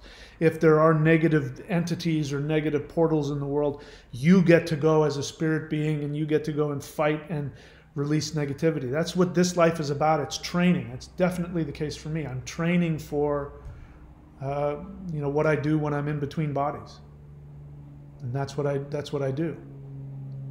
You want that? This is what I'm offering. This is what this stuff is here. But again, I'm not the only game in town. I'm not trying to be the only game in town. But imagine if everybody that knew about it, stopped. They put the beer down and the cigarettes and the violence and the self-criticism and the self-negativity and the indulging in dysfunctional relationships and dysfunctional ways of being. If everybody stopped buying into all of the nonsensical conspiracy theory nonsense and just focused on creating this power within themselves and then doing this, do you imagine what would happen? This is why when people ask me about it, I got asked that. Somebody asked me on the comment section, please, what's going on with the Constitution? Where are we in the United States going wrong? And I'm like, I don't care. I'm not saying that it's right or wrong or good or bad. I'm not saying that there aren't conspiracies. I don't care. That stuff would go away in a second if we all stopped focusing on it. And when you get this kind of power, you end up having an invincibility that no matter where you go, nothing can affect you. That's been the case for me. I've been here in I don't know if you guys can see it. I live in paradise. You see, this is my front door. This is outside. This is what I'm looking at every time. There's this ocean over there. This is where I live. And where I live, there's no COVID. They did the right thing. They shut the place down. There's no COVID anywhere. And I didn't even know that was happening. I ended up here just because my instinct said, go to Australia. And specifically this part of Australia. There are other parts of Australia that aren't that great to be around. They're in lockdown. You do this kind of work, you end up having this bubble of invincibility everywhere you go. And your instinct tells you where to go to keep you safe. So it doesn't matter what conspiracies are going on. Do you understand? Do you guys want to be a god in flesh? Or do you want to be somebody that, is being yanked around by everything anybody and everybody else does? You're going to have to do some work. You're going to have to go through some transformation. But for me, the payoff is amazing. The physical feeling that I have when I do this, the health that I get, the stuff that I'm capable of doing at age 57, is because of this work. Odin. So everybody, Odin, hail Odin. Odin question, what is the difference between doing Thurisaj Mudra meditation and doing Thor's hammer Qigong? Since both gather chi energy and are related to Thor, or am I wrong? All right, that is a very good question. The Thor's hammer Qigong routine, what it does is it will introduce you. Have you noticed that I have you do this thing where you're moving the energy in and out like this with your fingers spread in front of your navel? So that's training the meridians in the fingers and in the palms. That's getting you ready. Just by doing that, you'll start to feel the fingers start to waken up and the meridians in the hands start to waken up. Now you can't, I'm doing that, it's like training, and then you're going to get specific with it after that. So that connects to energy and increases energy, especially in the lower dantian. Each one of these fingers has an association with different powers. The combination of touching things to different fingers in different orders or in different mudras will create different energies. The Thurisaj Rune Mudra, I teach it on here. If you don't know what I'm talking about, you can go look for it on my channel. Again, I'm not gonna spoon feed everybody. So go actually do the work to go find this. The Thurisaj Rune Mudra. Go search that on my channel. That is something that can be done in the same way if you hold that in front of the navel, either standing or sitting. That's going to put energy into the navel, but it's doing something else. It is, without telling you what fingers, because I want you to go do the work. It's touching. There's a finger that's touching the thumb. You know which one I'm talking about? So the thumb grounds these other energies. The finger that touches the thumb is associated with that center I keep talking about. So that stimulates that. And then you have another set of fingers that are touching as well, but they're not grounded to the thumb. You know what I'm talking about. That, when you look at it, it makes it look like a Thurisaj rune. That's why I called it the Thurisaj Rune Mudra. But that's actually from this tradition. And it is a meditative mudra that if you just do that mudra, what ends up happening is you end up connecting the powers of, because there are three major powers that you have, which are associated with three of the fingers. And that is material, or we could say manifestation, energy, and spirit. So the one associated with energy is associated with the heart center. The one associated with spirit is associated with the yi, or the intent, or the higher energy. So what you're doing is you are grounding the energy to give you the power to intend. That's what the Thurisaj Rune Mudra does, just by doing it and not knowing anything else.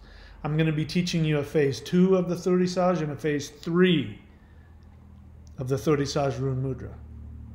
Right now I've only taught phase 1, and I haven't even told you what that really does yet. I'm telling you, there's a lot behind all this technology. This is why if you do all this stuff that I do on my channel and the stuff I've got out there, and if you do that for a while, you're going to know, once I start teaching you some of this, you're going to go, oh my God, you're going to feel such power. Just the thunder posture, which is the wood posture, just that. If you know how to do that, and you know which two fingers need to be touching each other when you do that posture, that connects manifestation of the energy. And again, the heart center. It's, especially the more power you generate by doing the practices, that wood posture is unbelievably powerful. In fact, that's all you need to do. If you stood in that posture for an hour every day, you'd be able to change the whole world. We're talking real power here. But again, you got to do the work, you got to do the practice, and you got to have a clean body as well. Let me see, did I get all the questions before that? So hopefully, Odin, I answered your question. Fim Sample CG question, can you please talk more about Darth Vaders? The reason why I ask this is because the moment you said what Darth Vaders were, I got interested, and I've been doing what they are doing. So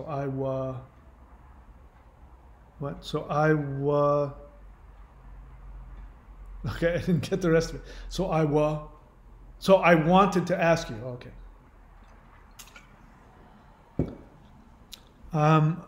Because the moment you said what Darth Vaders were, I got interested. And I've been doing what they are doing. Well, a real Darth Vader isn't, the average person cannot become a Darth Vader. The average person will end up being a Donald Trump. Donald Trump is a failed Darth Vader. He's angry all the time. He blames everybody for everything. He's the biggest victim. He's also done everything. And he's really, the thing is, he has this clout. He has this clout where he can get away with anything. But he's such an idiot. He's so wrapped up in his own fear and narcissism that he doesn't know how to manipulate the system. If he knew how to manipulate the system with his popularity and his ability, I mean, there's something about him that if you ask his people who are into him, they'll just say there's something about him. Now, I could make some psychoanalysis on what that is, but I'm not going to do that. But the bottom line is the guy has real, like, karmic appeal. He has this karmic ability to get people to support him and want to be with him. They identify with him. That's his biggest draw, is that people see themselves in him. And he is so miserable. He has all this success being handed to him, and he's sabotaging it every step of the way. So he's a failed Darth Vader because he doesn't have the ability to look at himself and to tolerate his negative feelings. He has to act out on every impulse he has, and he, tweeting every 10 seconds. See what I mean? A Darth Vader is somebody who is focused, who's psychopathic.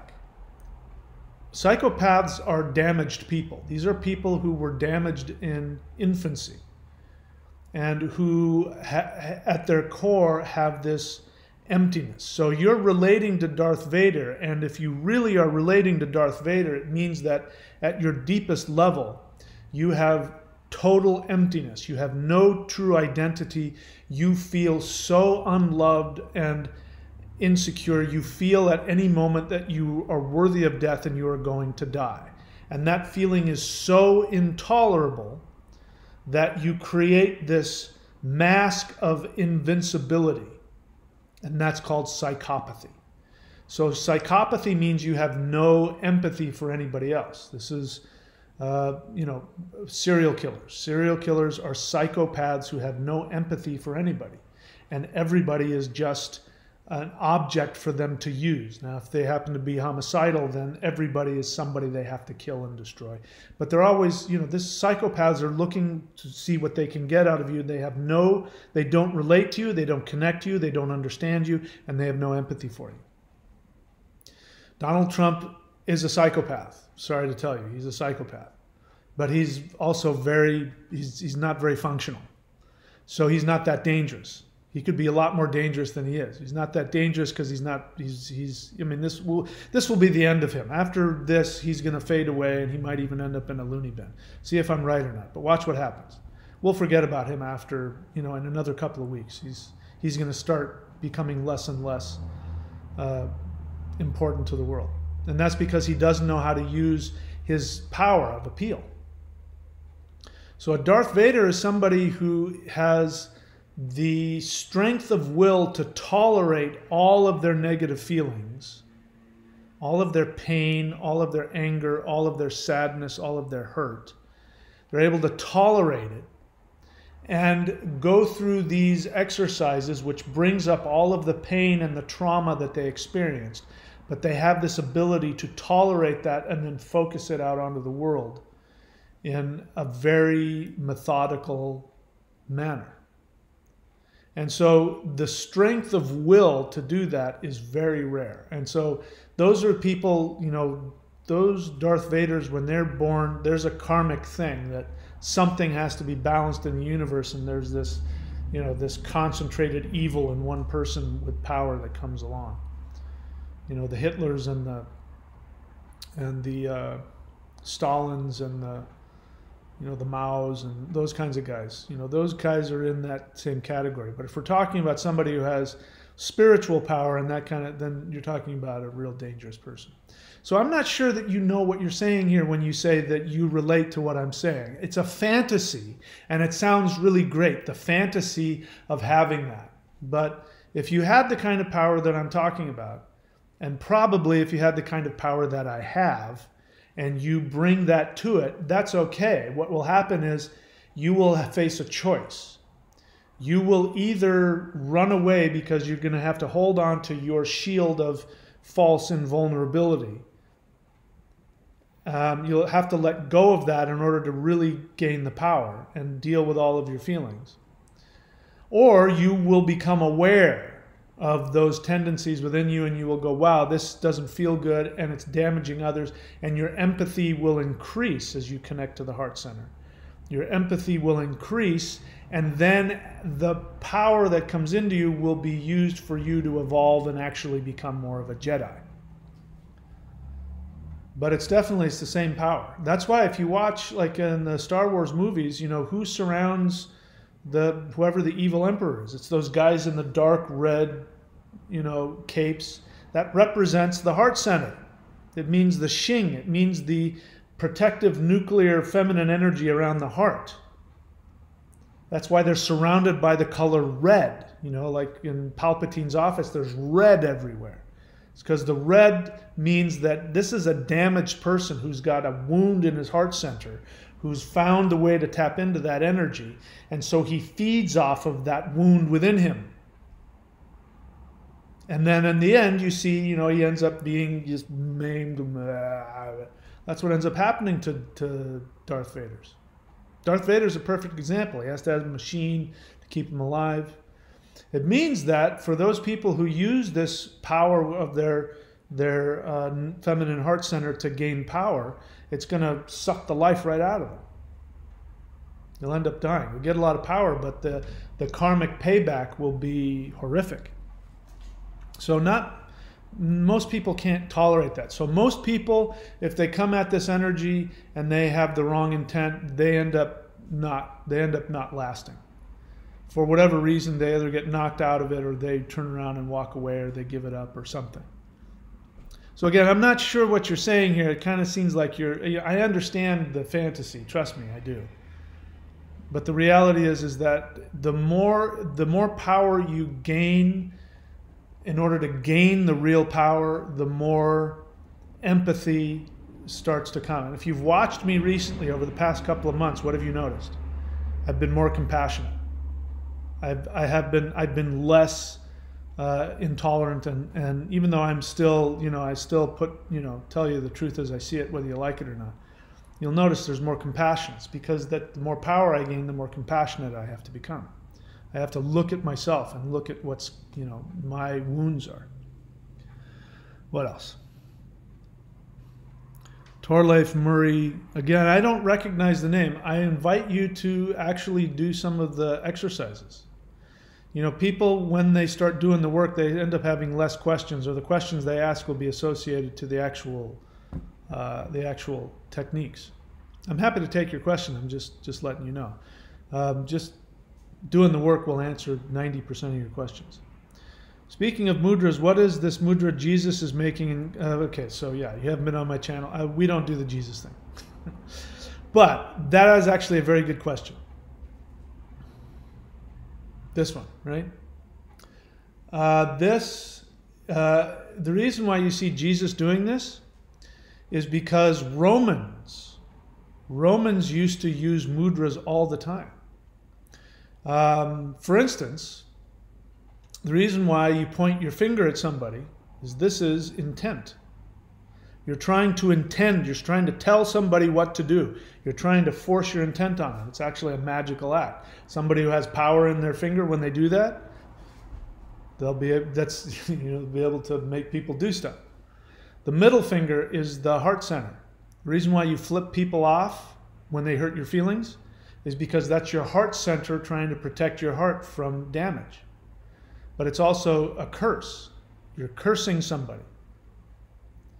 You know, this one. This is a demon fighting mudra. This is also used in Taoism. And this, you know, I don't know who it was, some rocker started doing it because his grandmother would do that, right? This is a demon fighting, and exorcists in China use that. They use this on people they're doing exorcisms on. And so every one of these mudras had something. Now the guys in Rome, when the speaker, like if you've watched the miniseries Rome, you'll see the barker, the guy who goes out into the town square and gives, you know, the news for the day, and he'll do this, you know, and like if he's talking about the end of, you know, or the cursing of somebody, he'll do this, or he'll this, or, you know, if something good, he'll do this. He's doing a mudra, and these mudras are sciences, and our ancestors knew this. It's not just the Vedics, the yogis that knew about this. The Taoists do it as well. Our Indo-European ancestors used to use mudras all the time. It was so much part of everyday life that Roman speakers in the house would use different mudras based on So that comes from Rome, because Rome is Roman Catholicism, you know, who invented the blonde-haired, blue-eyed Jesus. And they would have given him, since Rome was, you know, the country that founded, you know, that kind of Christianity, they would have given him some kind of Roman gesture of peace. So that's the gesture of peace. This is why in yoga they do this as well. This is wisdom. This is spirit and earth. Intention, wisdom. When you do that and you chant like that, you're asking for wisdom. And in fact, the name of the mudra is Gyan Mudra, which means knowledge mudra. It's a science. Creative Virgo question, not seeking for you to validate, yet do you fully know angels surround and protect after death the soul journey? What do you mean, do I fully know? Why are you asking that question? Your real question is, I don't trust anything and I'm afraid when I die, I won't exist. You have, in all caps, do you fully know angels surround and protect after the death of the soul journey, not just a belief? What difference does it make what I tell you? If I say, yes, I absolutely know, then you're taking my word for it. And what's the difference of taking my word for it and reading it out of the Bible or the Quran? You're just taking somebody else's word for something. You haven't gained anything. Because then all somebody has to do is come along and say, oh, that guy told you that? Oh, he's totally wrong, and let me tell you why. Oh, you read that in the Bible? Well, let me, like on my channel, let me tell you why the Bible doesn't mean anything. So Creative Virgo, instead of asking me to co-sign things for you, why don't you do this work? Why don't you do this energy work and experience the universe for yourself? That way you don't have to ask me whether it's a belief or not. I would much rather hear your feeling, which was when you talked about angels surrounding people after death, that made me, on the one hand, feel afraid and made me really want that to be true. This is my feeling. Now you're going to get somewhere. Because then you can take that, you put it into your energy work with the intention of, I want to feel the angels. I want to feel energy outside of me. And then you can find out for yourself, and you don't have to just take my word for anything. If I said it, I obviously believe it. So why do you need to ask me if I believe something I said to be true? I was saying to everybody, you want that? Do this path and you'll be one of those. I said, I am one of those. So why do you need to, see what I mean? This is your fear. This is your insecurity. Own that. And do the work to work past it. Find a technology, whether it's mine or somebody else's, where you can work past that and find out for yourself. That's what I do. When I practice so that I can have personal knowledge about something, personal experience. So I can say, yeah, I've seen the other side and this is it. You go do it for yourself.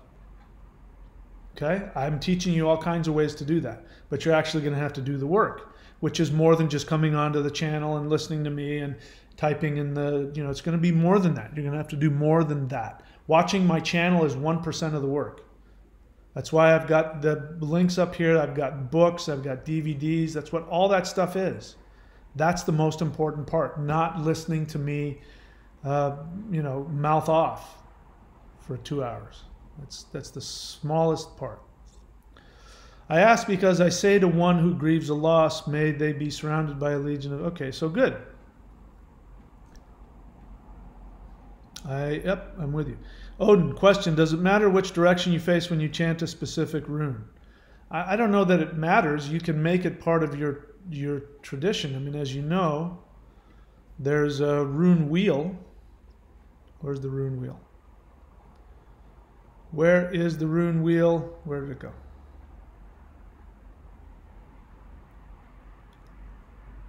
There it is. Rune wheel. So you can see if the top is the north, those are all the runes in various directions. That is in my book. If you want to take a look at that, study that, anybody listening, it's in my book. Advanced Rune Shamanism. So if you want to get that book, you teach you how to associate the runes with different directions. So Odin, if you want to face a specific direction of each of the runes, you can. There isn't, you know, it's more, that's more of like one of those, you know, decoder ring that you can move around in different places. And that's a whole other thing. I haven't even looked, really delved deeply into that yet. Give it a try, see what happens, experiment.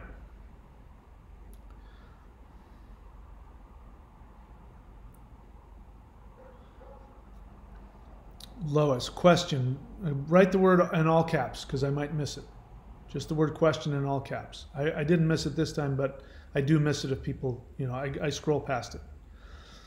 What is the very first step to this work?